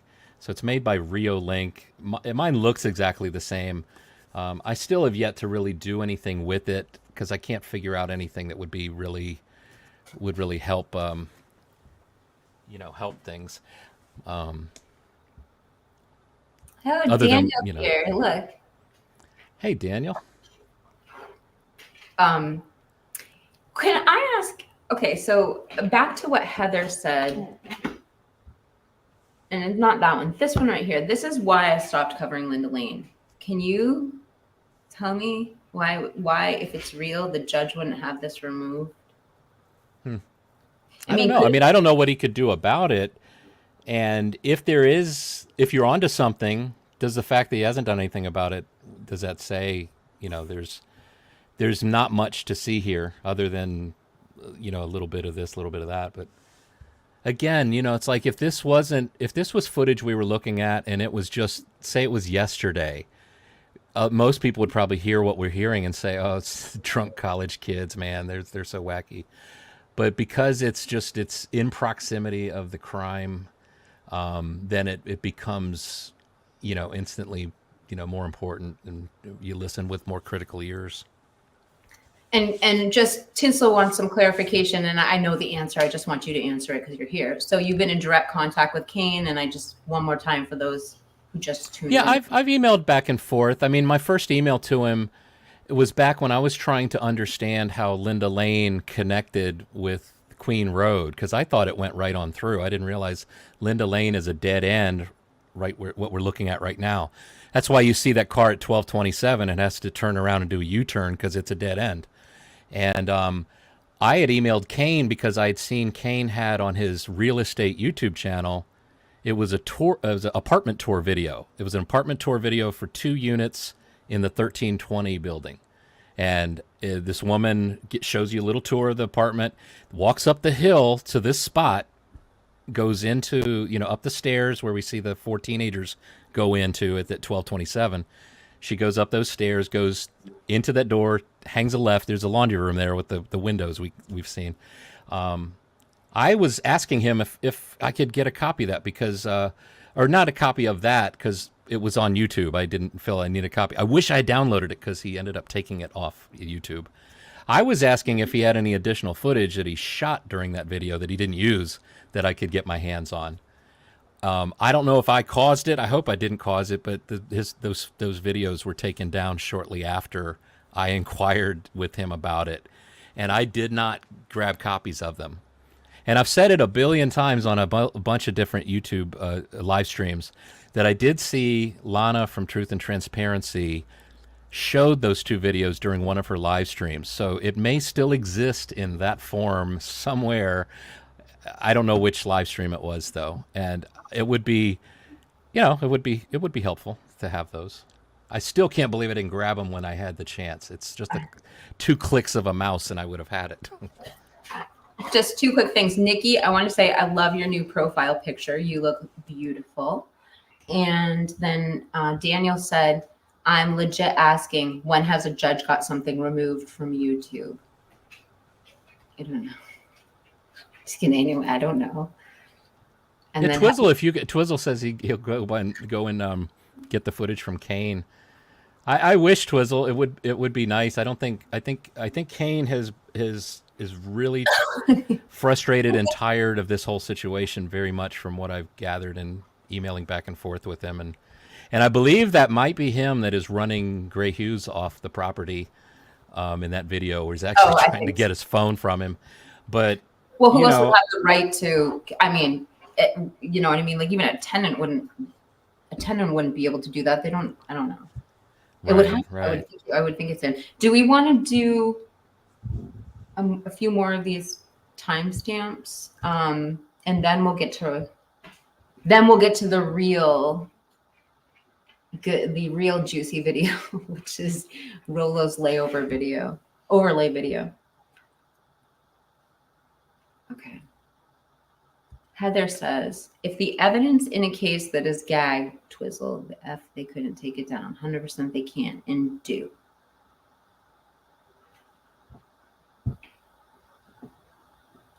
No fighting. All right, let's get to some more of these timestamps. Jeff, which videos? I have 1201 to 5. What? 506. Do you have 506 on your channel, Jeff? 5 to 6? No, I think mine ends at 5 a.m. Yeah. I'm hoping I there's a possibility I might be able to get a clip of, like, maybe it's around 7 a.m. or something, because I've been dying to see what this camera looks like in color during the day. I think that will just be helpful, So I know. Mm-hmm.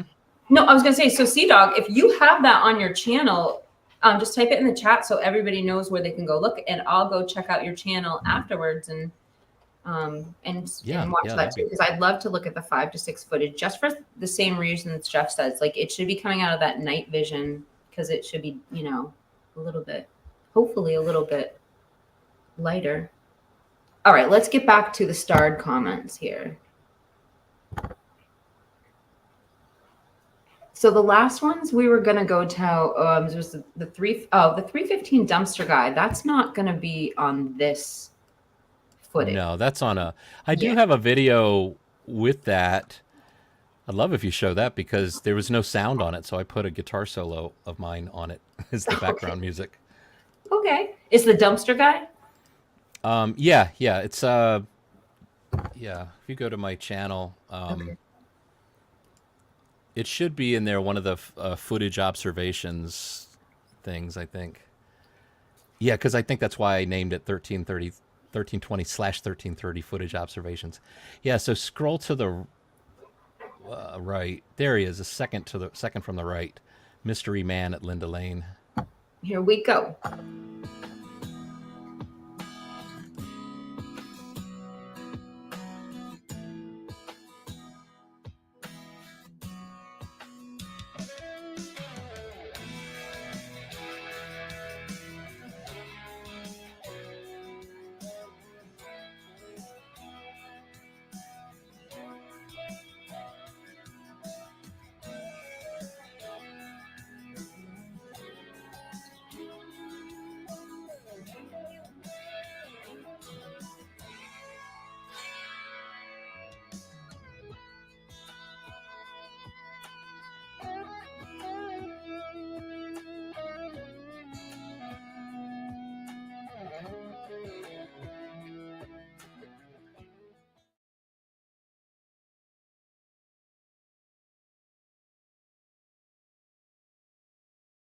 Right, that is Um, nothing to see here. I don't really what? learn it. I don't really learn anything from that other than the guy that's doing what I gotta admit I do sometimes is look through the dumpsters. You know, people throw away good stuff sometimes. My I, guitar amplifier is I from the totally, trash. I totally think there's nothing suspicious about somebody throwing something away in the dumpster, but I do think that when there's been a quadruple unaliving and it happened an hour after that, Yeah, if you got to look you at were it. starting from the beginning, you'd be like, okay, that person might be a witness as to what was going on in the neighborhood that night, or what, that person. So I can see why, obviously, when we're looking at who else could be a suspect, even like something that they were quoted in the most recent hearing, how people could say, oh, is that another? A lot of people have speculated that that guy is one of the guys that was given a ticket from the Banfield cop. But if you compare that guy, the guy at the Banfield, I think his sweatshirt stops at his belt. This guy seems to have a jacket that goes beyond his belt, so I don't think it's the same guy. But I don't know if you want to watch it again, but I mean, all I see him do is he's got a cigarette. He pulls out his iPhone flashlight to look in the trash. He's got both hands are occupied, so I don't see him put anything in the trash or take anything out of the trash. So, Jeff, this is your see, music. yeah, it's a backing track. I'm just doing the guitar solo. But I'm not going to get like copyright on this. No. Many people have played this.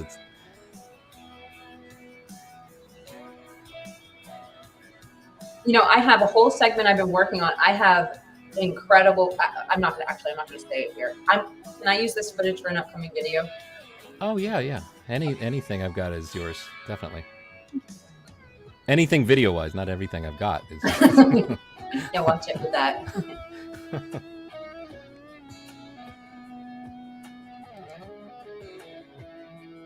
It's so, I don't know. Well, I'm going to end with our grand finale, which is not the grub truck. Hold on. Oops. Oh, goodness. All right, so I'm going to go down to our finale video. Hold on. Which is by our friend Rolo, who I've been dying to get him on here to do a special about this, and we will. Just I don't know when. Here we go. So this was what inspired the whole video.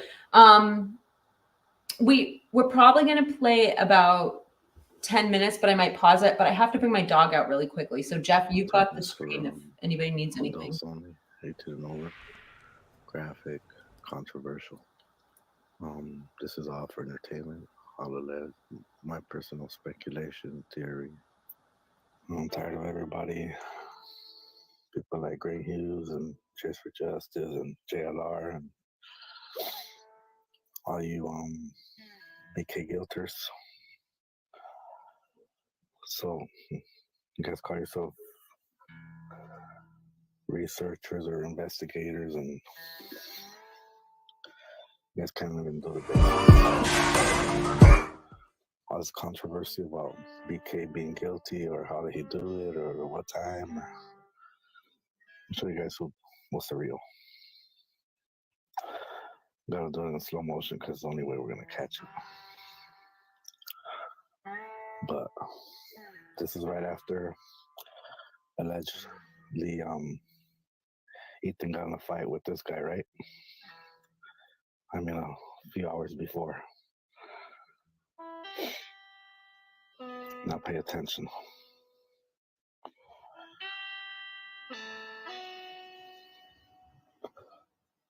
Why is this covering his face? I'm gonna show you why.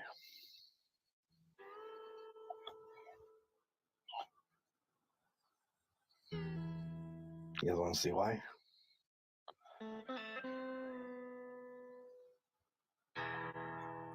You guys see that? You guys see this right here?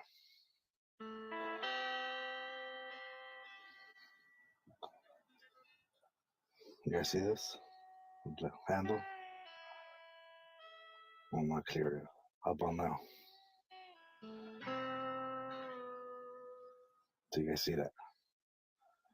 Do you guys see all this red fluid right here? You guys see all the shiny thing?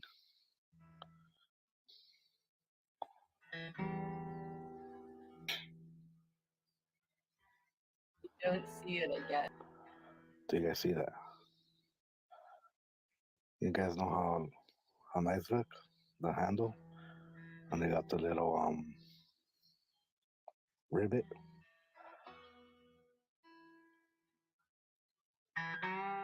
You guys see the blade? Okay, now do you guys see it? Look at the tip. Look at how it's all red. Look at the edge of it, the knife. All the shiny part. See it? So to here, look. The tip is right here.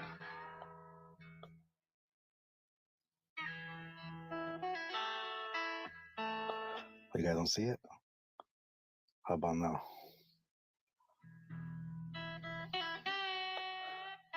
You guys see all this red substance right here? By the edge? Right here?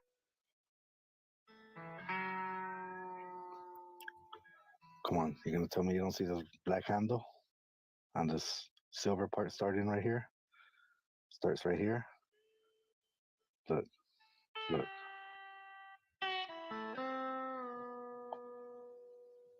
You guys see that big old thing? I know you see the red. You guys see red markings right there, all right here. You could even see how it like edges up, how it like goes to the point.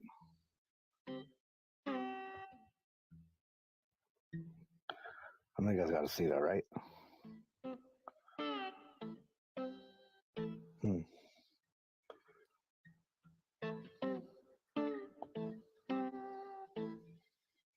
You guys see this?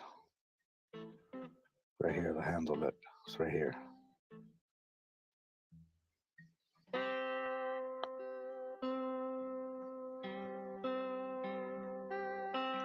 Look, it's sticking out right here. Look at the handle right here. See the handle right here? Oh, no, that's the jacket. My bad.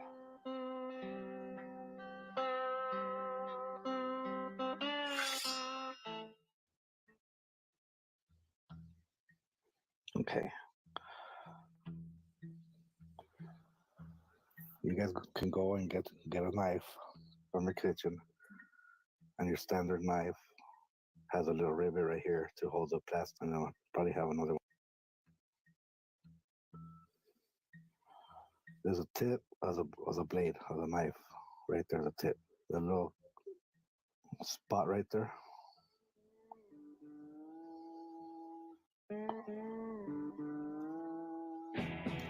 You guys see this little thing right here? That's the tip of the blade.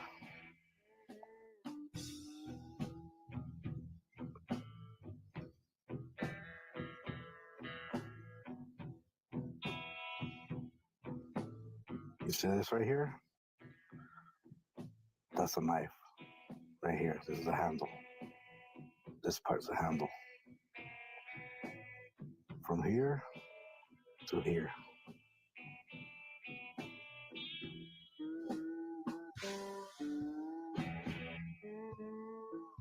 You guys can't say you guys don't see this, right? Look, from like all this. From here to here. From here to here.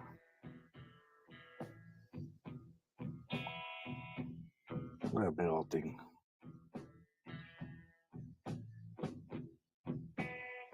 See this? See this? Why is it covering his face? I didn't know Cooper had long hair like this.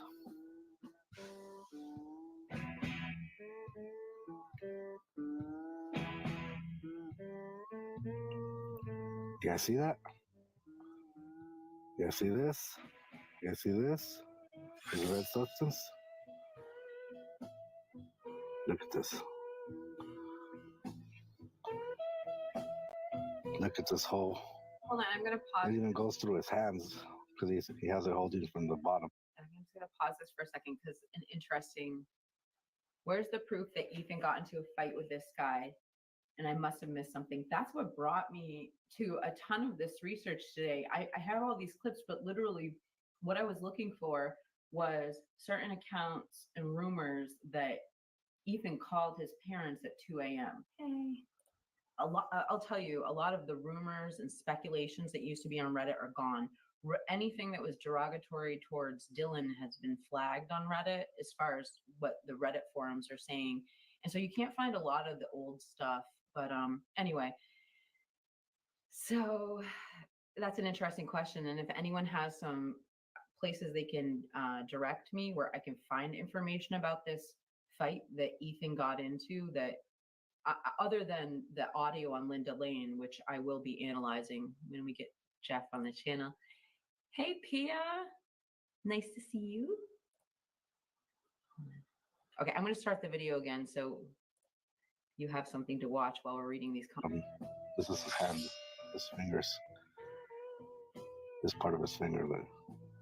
This is a blade, the edge. This is the cutting side. This is the cutting side, the sharp side, right here. You see this little line? This is where the sharpening side ends.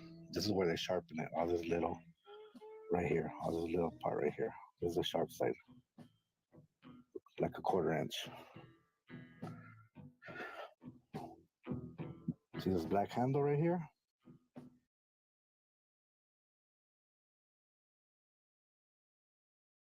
I have to put myself on the screen. So this is an interesting point from Annie. Xana's mom said Xana's dad told her about the fight when they talked about the pizza. So that was around midnight. So that's interesting. That has been both confirmed by both of Xana's parents. So that's a good place for me to start. Thank you, Annie. I'm going to start this again. This is a handle to the knife. The little dot is a little rivet to hold the handle. And there's another rivet. You see one rivet? Right there.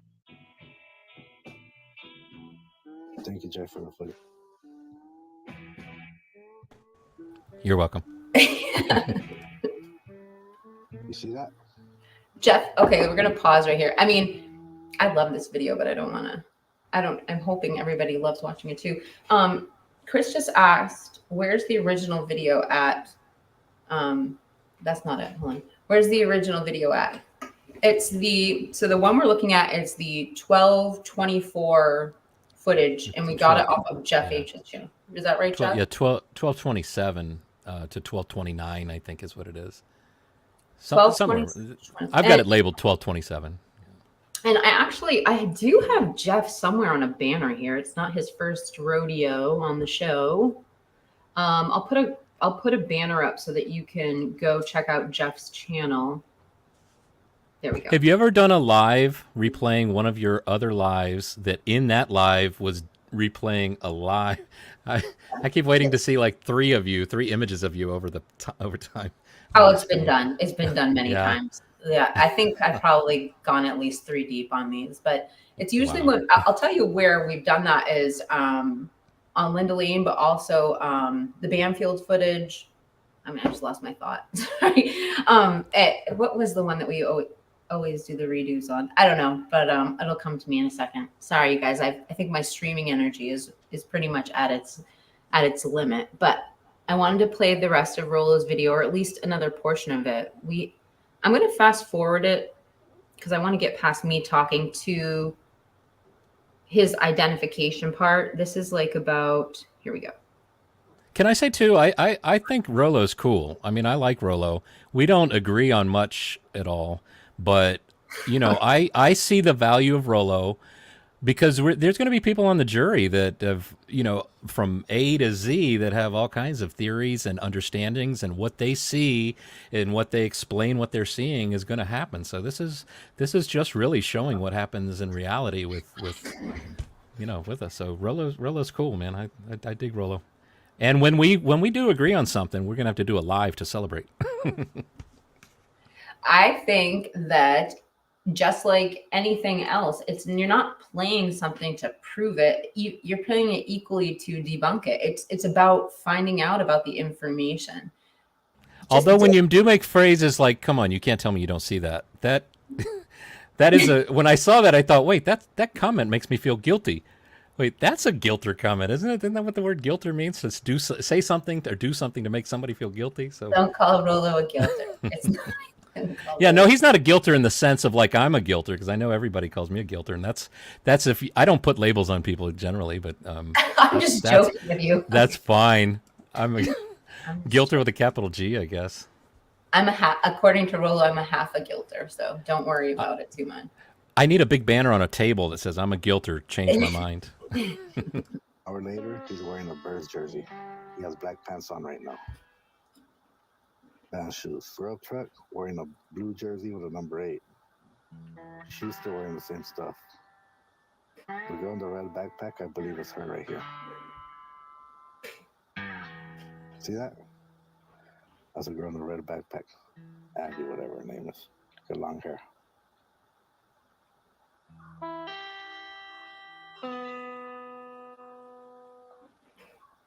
She's even looking back at them, look. Her eyes. Or I don't know.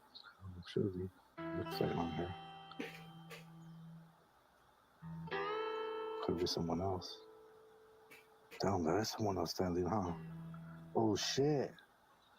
I didn't even notice that. Somebody stood right there standing. He didn't walk this way. Look at his shoes. Look at his legs.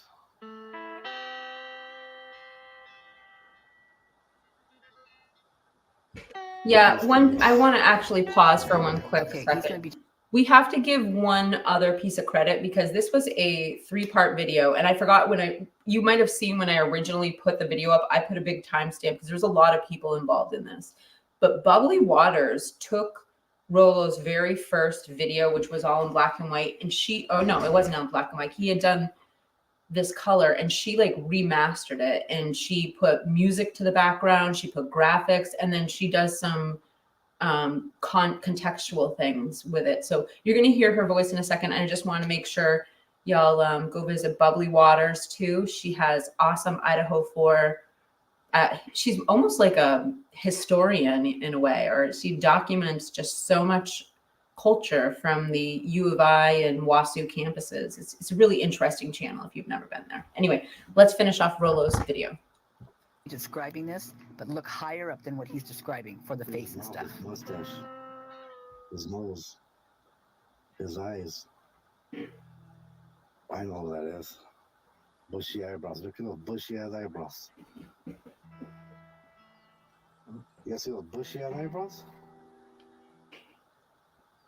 Lose long hair.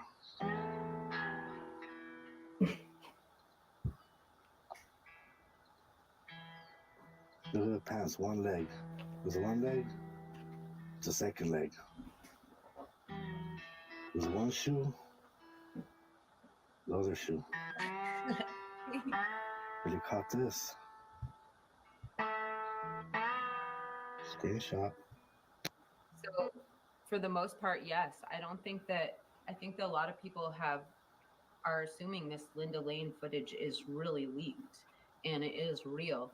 There's questions about the audio, but yes, this is from that night. And I believe this timestamp, Jeff, you can correct me if I'm wrong, was around 2 a.m. That's wrong. Hi. We know that now. Oh, I thought that was you talking to me. That's No, I that recorded was you talking to me. That was the old me from frickin' February. I think we did this. February.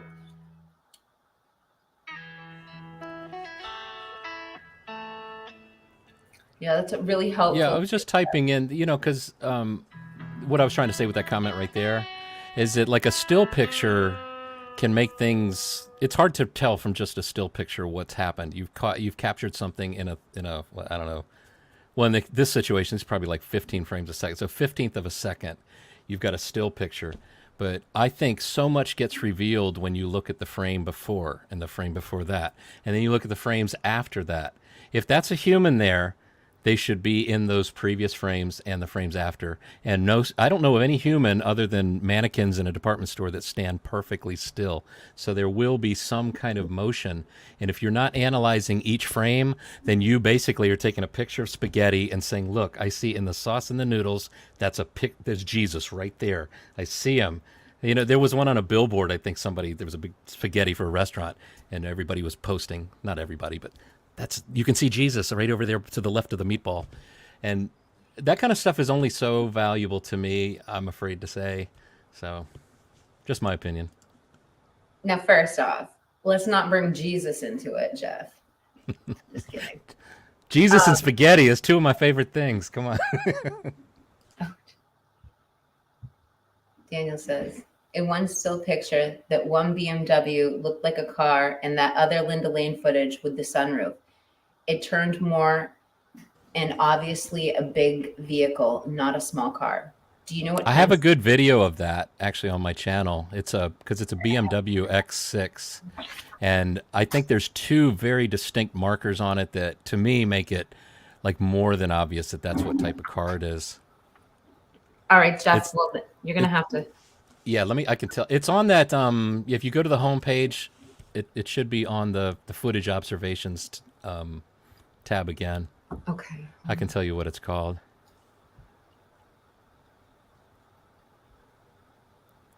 I need a cool, like, avatar like Daniel has. That's the coolest turkey thing.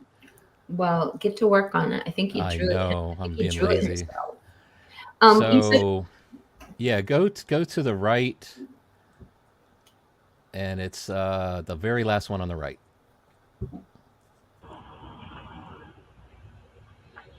And then maybe some comment. Did you say I took you avatar. as?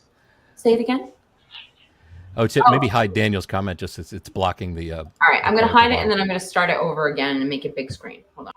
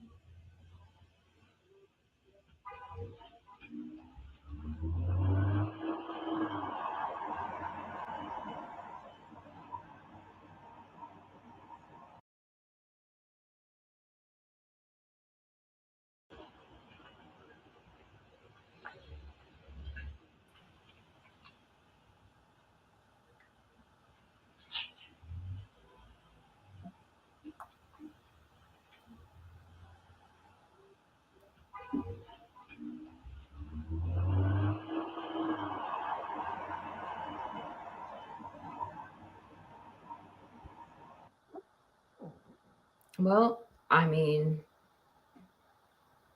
so this one says BMW X6, the fender and the square exhausts. I'm going to watch it one more time. Yeah, and look for the little vent just behind the back. Oh, sorry, not the back wheel, the front wheel. It's like in the. See the little vent, diagonal. No, is this the same as the undercover BMW? Is this the same type of BMW that was the undercover? I thought they had more of a sedan. No, that was a Ford Fusion. This is the BMW X6. I didn't realize that. Yeah, it's a Ford Fusion. You know, I was looking at that trying to figure out what kind of car that was for sure. I mean, you can see the steering wheel says Ford when he's inside the car, so that was I think the first giveaway. But then you know, it comes around to the front, so you get a good view of the front of the car, you get a good view of the side of the car. It's interesting though, most of those Ford Fusions that I see and have seen in searching, they also have a little marker on the side that says hybrid, but that one doesn't, so I don't know if it's a model of Ford Fusion that isn't hybrid. Or maybe they take that off, and I don't know what the purpose, why it wasn't there. Well, let me stop sharing my screen real quick, and I think I'm going to call it a day for today. So I really appreciate everybody showing up for the live stream today. I know it was kind of like a last minute kind of planned thing because my guest canceled, but you guys have made it so pleasant and so nice, and participated, and I can't believe we've gone for over 2 hours. I was only going to put an hour in, so just want to say how amazing everybody is. And Jeff, you didn't have to jump up here. Thank you for coming up, and it really added. Can you thank your guest for canceling? Because this is so awesome. Yesterday with Daniel, today with Kiki. I mean, I'm sure tonight probably with 12 Gauge if he's doing a show. You guys are making these. This is past great 48 hours that's going by here. So thank you. Well, we're making some great content, and just if you're bringing up 12 Gauge, I know he has like a big special coming with a guest doing it on gangbangers or gangsters and stuff. You'll have to go check out his page. He announced it in my Discord, and I was just gonna play you guys an outro. Thanks, Heather. Wait, hold on. You mean for playing Bubbly's not Rolo? Was that okay? So Rolo, you were just starring in it, but I put your banner up. So there's a lot of confusion there. Please visit Bubbly Waters for that remastered video of Rolo and if you want to see the original without the graphics, that's on Rolo's page. And Rolo, I will play one, but I have a new rule on my live stream, which I watch all of your videos before I play them. No offense. Love you to pieces, but I have to watch them first because you're such a badass. So with that, I am going to play an outro. And hey, Kiki, do you have Sea Dog's? Sea Dog was mentioning some cool stuff. They've got a channel too, right? Because I don't think I have their channel. Well, Sea Dog, if that's okay. Sea Dog, if you could type your handle in, because we can't follow you from the live chat. It doesn't allow us. I don't know why. But we would love to go check out, because you said you had the 5 a.m. to 6 a.m. footage. And oh, I think I just found it. It looks like the avatar is like a heat signature or something. Yeah. What's the handle? So it's at OH is like in Ohio. So at OH Valley Storm Z. Here, I can copy and paste it too, just for accuracy's sake. Yeah. There we go. Oh, wait, at OH Valley Storm Z. I just got something in Russia. Yeah. Okay, well, I tried. I think, well, actually, I think Sea Dog, I think you might have typed your own incorrect. I'm showing, I just copied and pasted actually right from looking at your channel. I think I see Valley, right? Valley. Ohio Valley Storms Z.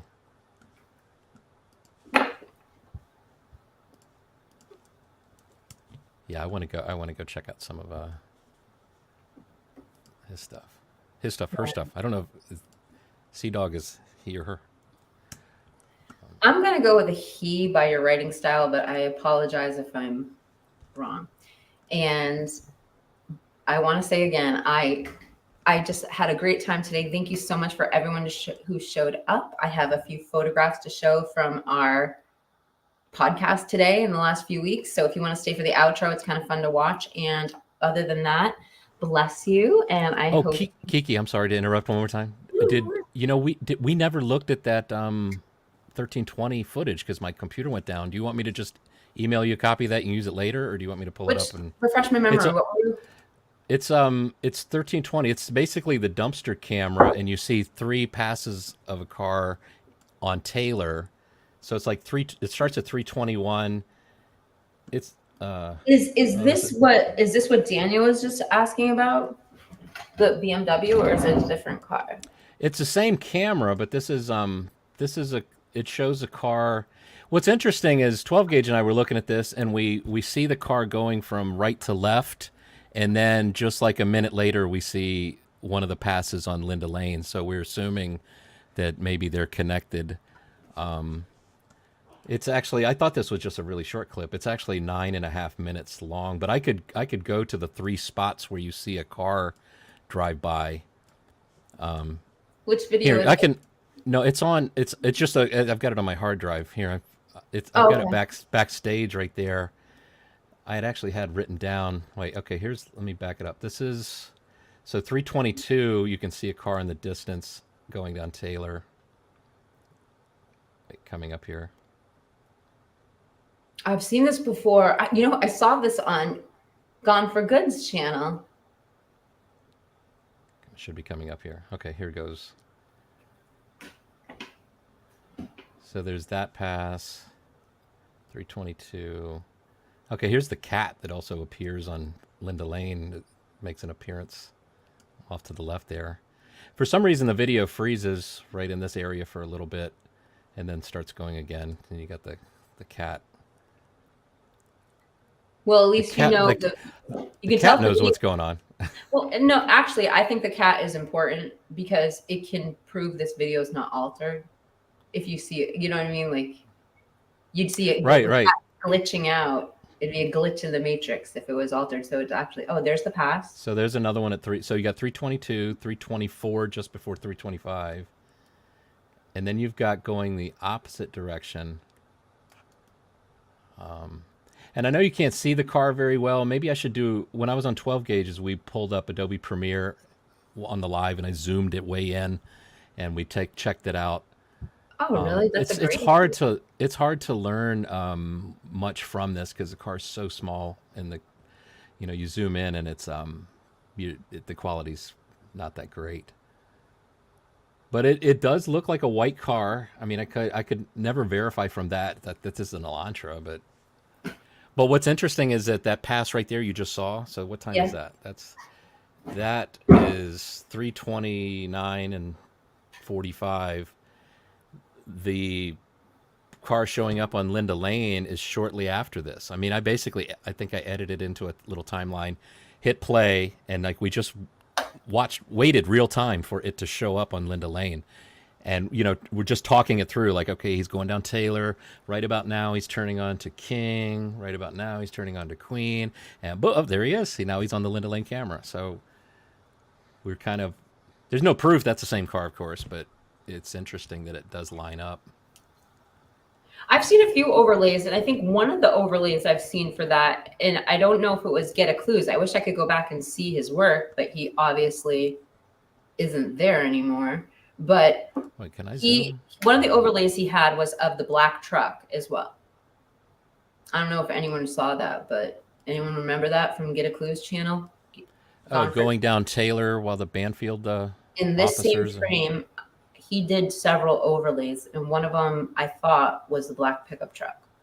Well, I think he also did. If it was him or somebody similar that did, because there's a white car that goes past while the cops are standing in the grassy area on the Banfield, and then then there's a dark colored truck that goes by in the opposite direction. We were thinking that could we line up this video clip with the Banfield, but this clip starts minutes after the Banfield ends, so this isn't running at the same time as the Banfield video that's available. So this is this is after the Banfield cops. But Jeff, on that same note, if we can match up the beeps on the Banfield to Linda Lane, then you can take some more of the sound right after that on Linda Lane and match it up with this, right? Yeah. Although I think I'd done a little comparison. This time might not be exact, and I can't come up with heard that before. Really, just on this clip. I think it's just about exact on the Linda Lane 1330 camera. On this one, I'm not positive. I mean, the best thing to use is the cat, to see, roughly estimate how long it took the cat to walk down from Linda Lane up at the top of the hill to the bottom of the hill. Yeah. Oh, it matches up. Chris Carter says. Chris Harder. But it's interesting. I think I'm trying to remember. I'm going from memory now, but I think Kane told me he's got there is 4 cameras that are in the Linda Lane area. You can see this one's labeled LL4, so this is I assume the 4th camera. I don't know that any of the other cameras had anything of any value, or I've never seen any of them, or maybe they're not even functioning. Maybe it was like the camera died. Instead of taking it down, we just get a new camera. So Richie Rich says he thinks it's a skunk and not a cat. Yeah, let me go back. Let's ask the cat. Really? We can't even decide on this. That's so funny. Yeah. So yeah, there will never be full agreement on anything. We're not even watching a video. This is a figment of imagination. I just want to say Twizzle Stick he was joking, but everyone's saying where's Get a Clue, and Get a Clue is grumpy with all of us, but I still like him. Like, I enjoy reading his articles. He's a great writer. I think all of us realize he's a talented writer, but he just got fed up with YouTube again. I don't think he makes enough money on it. I think that's his complaint. So he shut down his channel. But this time he kept his channel public. He just made all his videos private, and he changed his name to Gone for Good. So just to update. I found it interesting. I was watching one of his videos, and he started talking about me, and he said, he blocked me. He'd blocked all 10 of my, Alice accounts that I use to try and get into chats when I've been blocked. And I was like, wow, that's the first time I've ever been blocked by somebody I've never interacted with, never had anything to do with, and just come to find out, it's like, you can be anonymously hated on, I guess. That's interesting. Jeff, while you have your screen up, just because I don't have a mouse, it broke yesterday. I'm like touch screen. Can you do that? What Noble says? What's that? Get the 2013 Dodge Dart, and she's telling you it's the best car identifier ever. So, and then I really have to go look at it. Yeah. Let me I'll just pull up Carvana. 2013 Dodge Dart. Oh, let me go back. No. Maybe look it up in white, or it doesn't really matter, I guess, because we're not going to be looking at it. Oh, Rolo says he said that. Oh, wait, the road was not motion detected, so an animal trips the camera and the prosecution. Let's see. I see. Let me see if I can find a light colored one. I don't see a white one, but we'll get it. If you get it, I mean, like a gray one is good enough in comparison to the closed circuit TV. I think this might be the only one that I saw there. I see.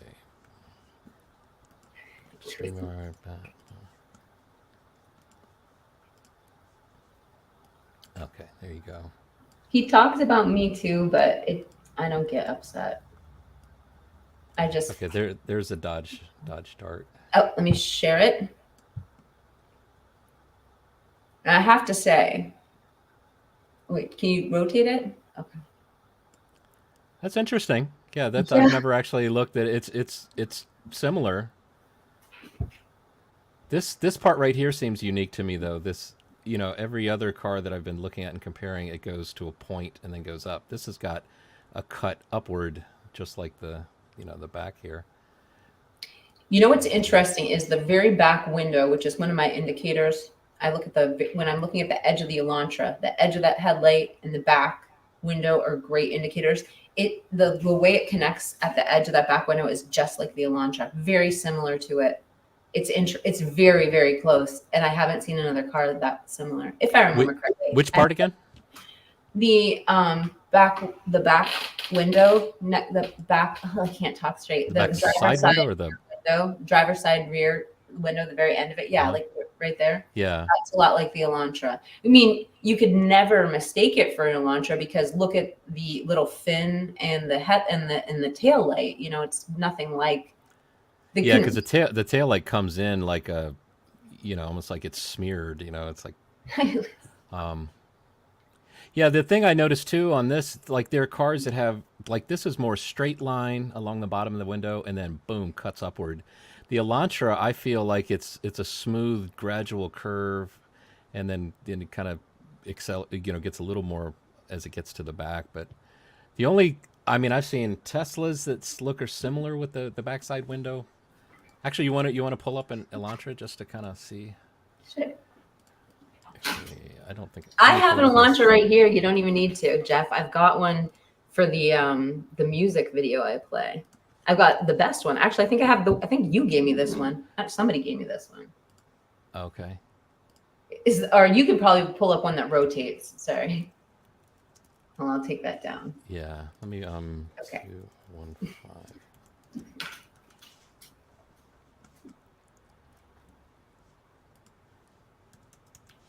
Yeah. So Leslie, I think the best version is on JRL's website. He has the unedited version. He says that in the beginning anyway. I don't know if that's what you're asking for. Those rear lights all connect. It definitely appears to be 2 separate taillights on Linda Lane when he goes back. I'll keep that up. Tell Okay. Jeff no. Oh, yeah. Chris tells me to tell Jeff no.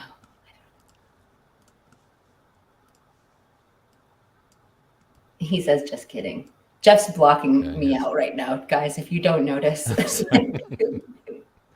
Okay, here's a 2015. Yes, Elantra. JLR. Did I say JR again? I feel so bad JR. for that guy. I just say Jonathan Lee Richards now because I always mess up his name. I don't know Yeah, why. you say JRL and like 15,000 potential subscribers, they go to the wrong place. Jonathan Lee Richards. I think if they know about me, they know about him probably, I would imagine. Okay, so backstage, I've got the, here's the 2015 Elantra. Yeah, I guess, it really isn't, it is kind of straight as well but it's, see how it doesn't, like, it's not like an angle. It's just a smooth, gradual flow up to the back. And then it doesn't have that angle up here at all. It's just Hold on a sharp second. point. What year are you looking at, Jeff? This is 2015.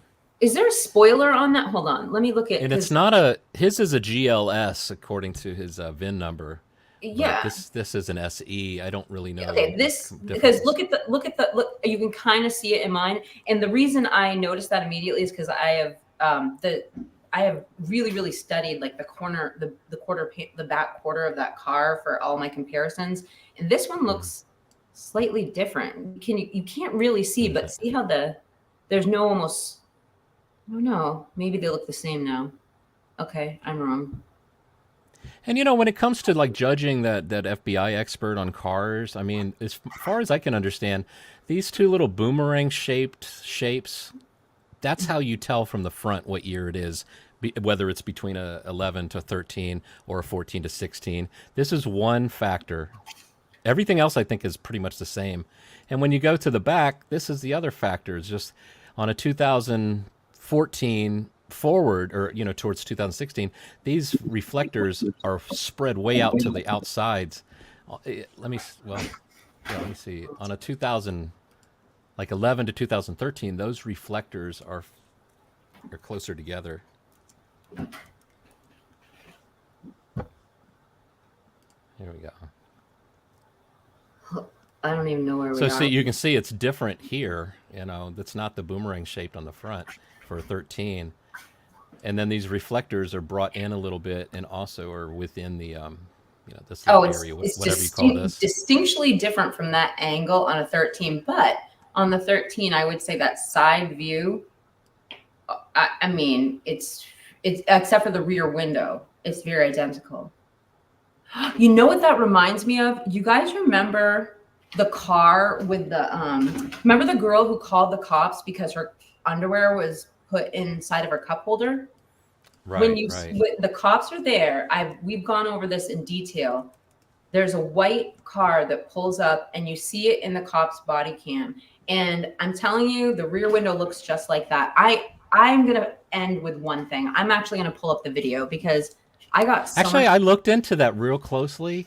Yeah. And I'm pretty sure that's a Honda. I don't know if it was an Accord.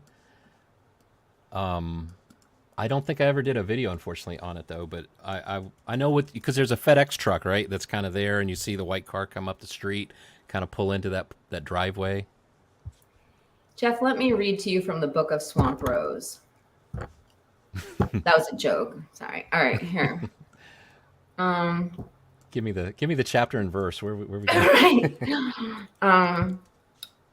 This was one of the videos that made a lot of people upset because I used J is for justice in it, and apparently she just she calls it like she sees it without a filter, and it really upsets people. So I'm going to give you a trigger warning before we play this, and it is. I don't know which one is it.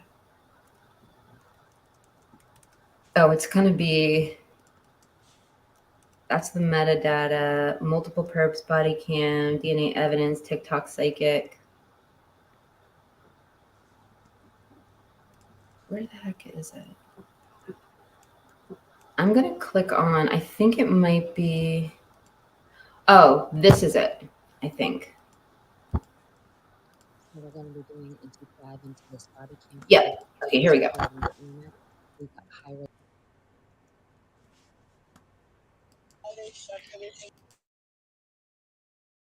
case number. Honestly, I think you're right. I think if I took a wild guess, maybe they were trying to take your car and they were like, "You don't need these clothes." Copy. The stuff I put in my suitcase is so random. Like, No chance someone's playing a prank on you. Yeah, I didn't think so. I don't see why anyone I know would ever do that. Yeah. But like, oh yeah, then I found my underwear like shoved right there. In the cup holder. Yeah, and I took it out. It was in there, and I was like, that's really weird. and you said nothing's missing of your knowledge. Not that I can tell. Okay. Oh no, you're good. This side either. Yeah. All right, and we can pause there. So let's go and look at some closer high resolution footage of this.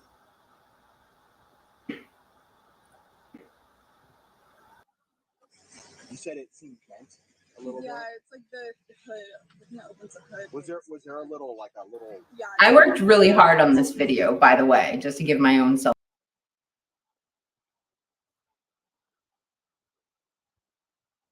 I mean, right there, it looks like it's longer than the Hyundai Elantra. What do you think, Gia? I was thinking actually the back part seemed shorter than the less sleek, I guess. I don't know. I don't think it's an Elantra, but I was more Hold on a looking at second. the I just want to grill and the pause. size of the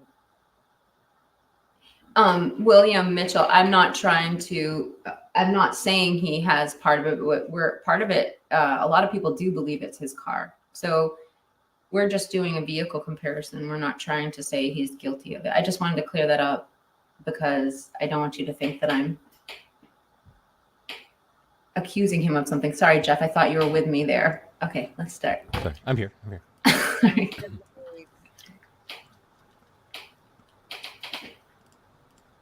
What happened?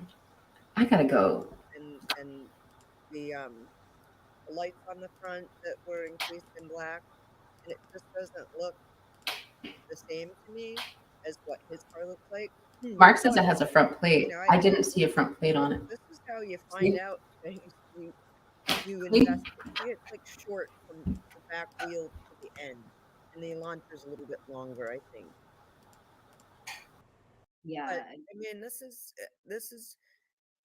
good to wonder about. I mean, this is how cases get broken, by people who are very observant and questioning things. So, to the people who say condescendingly, honey, that's not a lot, it's like, well, look, yeah.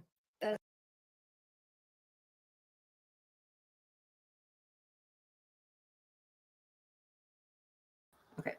William, I just need to point something out. So you said, I'm all set with Jay. This isn't Jay's footage. She's borrowing Plunder's footage. And so Plunder was the one who did the, what is it called? Freedom of Information Act, or she was the one who got the body cam footage released from this phone call. And it was when they were reviewing this that they saw this white car very similar to an Elantra. So, I don't have my own version of the body cam. The only person who has it is Plunder, and that's where Jay got it from. So I just wanted to make sure I'm giving credit to everyone involved. Thank you for the comment. All right. That's kind of just the way she talks, though. Well, okay. And Kiki, I've got two still pictures that it Wait, may what? have been from your show of this car during this. I think I might have been watching and sending you stuff. It's just, it's. Oh, there you are.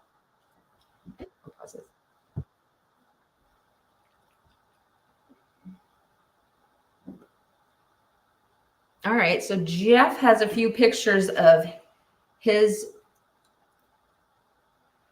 That is very, very good. I do think that the one thing that's been hard to match. Oh, whoa. What happened? Jeff?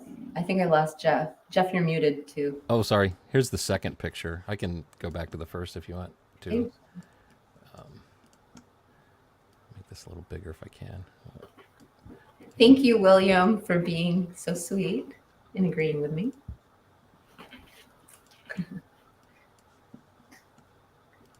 Okay, let me go back to the first one. Sorry about that. And then I have to go because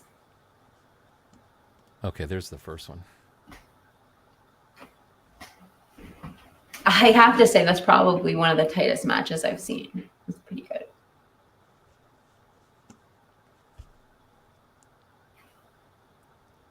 I mean, I look at like the mirror, Oh. you know, the mirror's got a white top, black bottom. The front looks the same. I don't think it is a launcher, William. Wait, what kind of a car is this? A Sonata?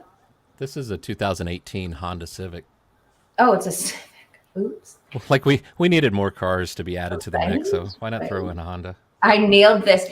Sea-Dog, we're all going to go check out your channel. So, because it looks like Sea-Dog's right. He's into the same stuff we're into. So, Yeah, definitely. yeah, we're definitely going to go check out your channel. We haven't watched the 5 a.m. clip, but you guys, I really got to go. I'm so And then do you sorry. want to see the other one real quick?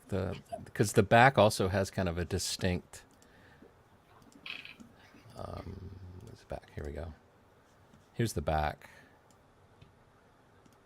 And can I be like Rolo? Can I say, you can't tell me you don't see that? You do see that, right? You see it. You got to tell me you see that.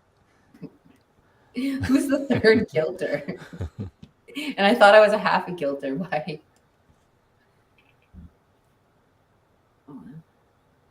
Oh, I know who the third guilter is. Heather's saying the next rumor is going to be that her and you were FBI agents. I don't know why she said that, but it's fine. Is your dog the third guilter for having to go to My the bathroom dog is sometimes? not I a don't. guilter. The dog is Well, showing its guilt every time it has to go pee. Yeah. So do you see? I've got backstage. I've got the Oh. back of the car. There you go. Got it. Ooh, okay. So So, you see this little marker that- seems to be. I'm going to Wait, go you got. back. If you take Rolo's comment, I'm sorry, I'm talking too much. No, you're You not. can't see. Here you go. You can't see the. Yeah, this is. Oh, that little That's fin the, thing. that's the distinct marker for me, and the shape of the the angle of the the tail light. I mean, the only thing I would say is I'd want to get one. There's a This couple little- shots of the rear. I'd want to get one that shows me that like it kind of looks like maybe there's a glare at the very top of the headlight or a little more metal, but Little, I'd have to take a few more frames. But that's so close, Jeff. One of the closest matches I've seen yet for an overlay of that car. It's excellent. See, my job. goal is I heard they're going to be firing an FBI car expert after this, and maybe the position will open up and I can. Wah, wah. Okay. Get a Clue said 100% without a doubt a Chrysler 200. Yeah. He also yells at me for things that I didn't do, and I had to like last time he yelled at me for something, I literally had to make a video showing him I didn't do. So I get it, but so I will test out Get a Clue's theory because I respect it, but just because he yells it doesn't mean I necessarily think he's right. That's what I have to say about Gone for Good. And again, if you are listening, please don't write a hit piece on me. Okay. Okay, whoopsies. Another joke one. I'm going to start reading the comments before I display them from now on. You guys, I really got to go. Jeff, you were so sweet for joining me up here for this live stream today. Thank you so my much. pleasure. And I've had a really good time. I think that we've done quite a bit of investigative work today. Really gotten to the bottom of Linda Lane. Just joking with you guys. I think we did a really good job reviewing it, and it's nice that we're back. I think that we exposed all of the relevant timestamps I wanted to do so that you guys can build off of them, see what you heard. And I just want to give credit to some of these stamp ideas that we were listening to were given to me by Dean, one of my subscribers, and he's in my live chat a lot. And I don't know if he wants me to say his full YouTube name or not. So I'm just going to go by Dean, but thank you so much for providing me with all your timestamp ideas for Linda Lane. And thank you to Jeff H. for being here. And I'm going to send you guys out with some music. So I hope you guys have a blessed day. Thank you. Thank you.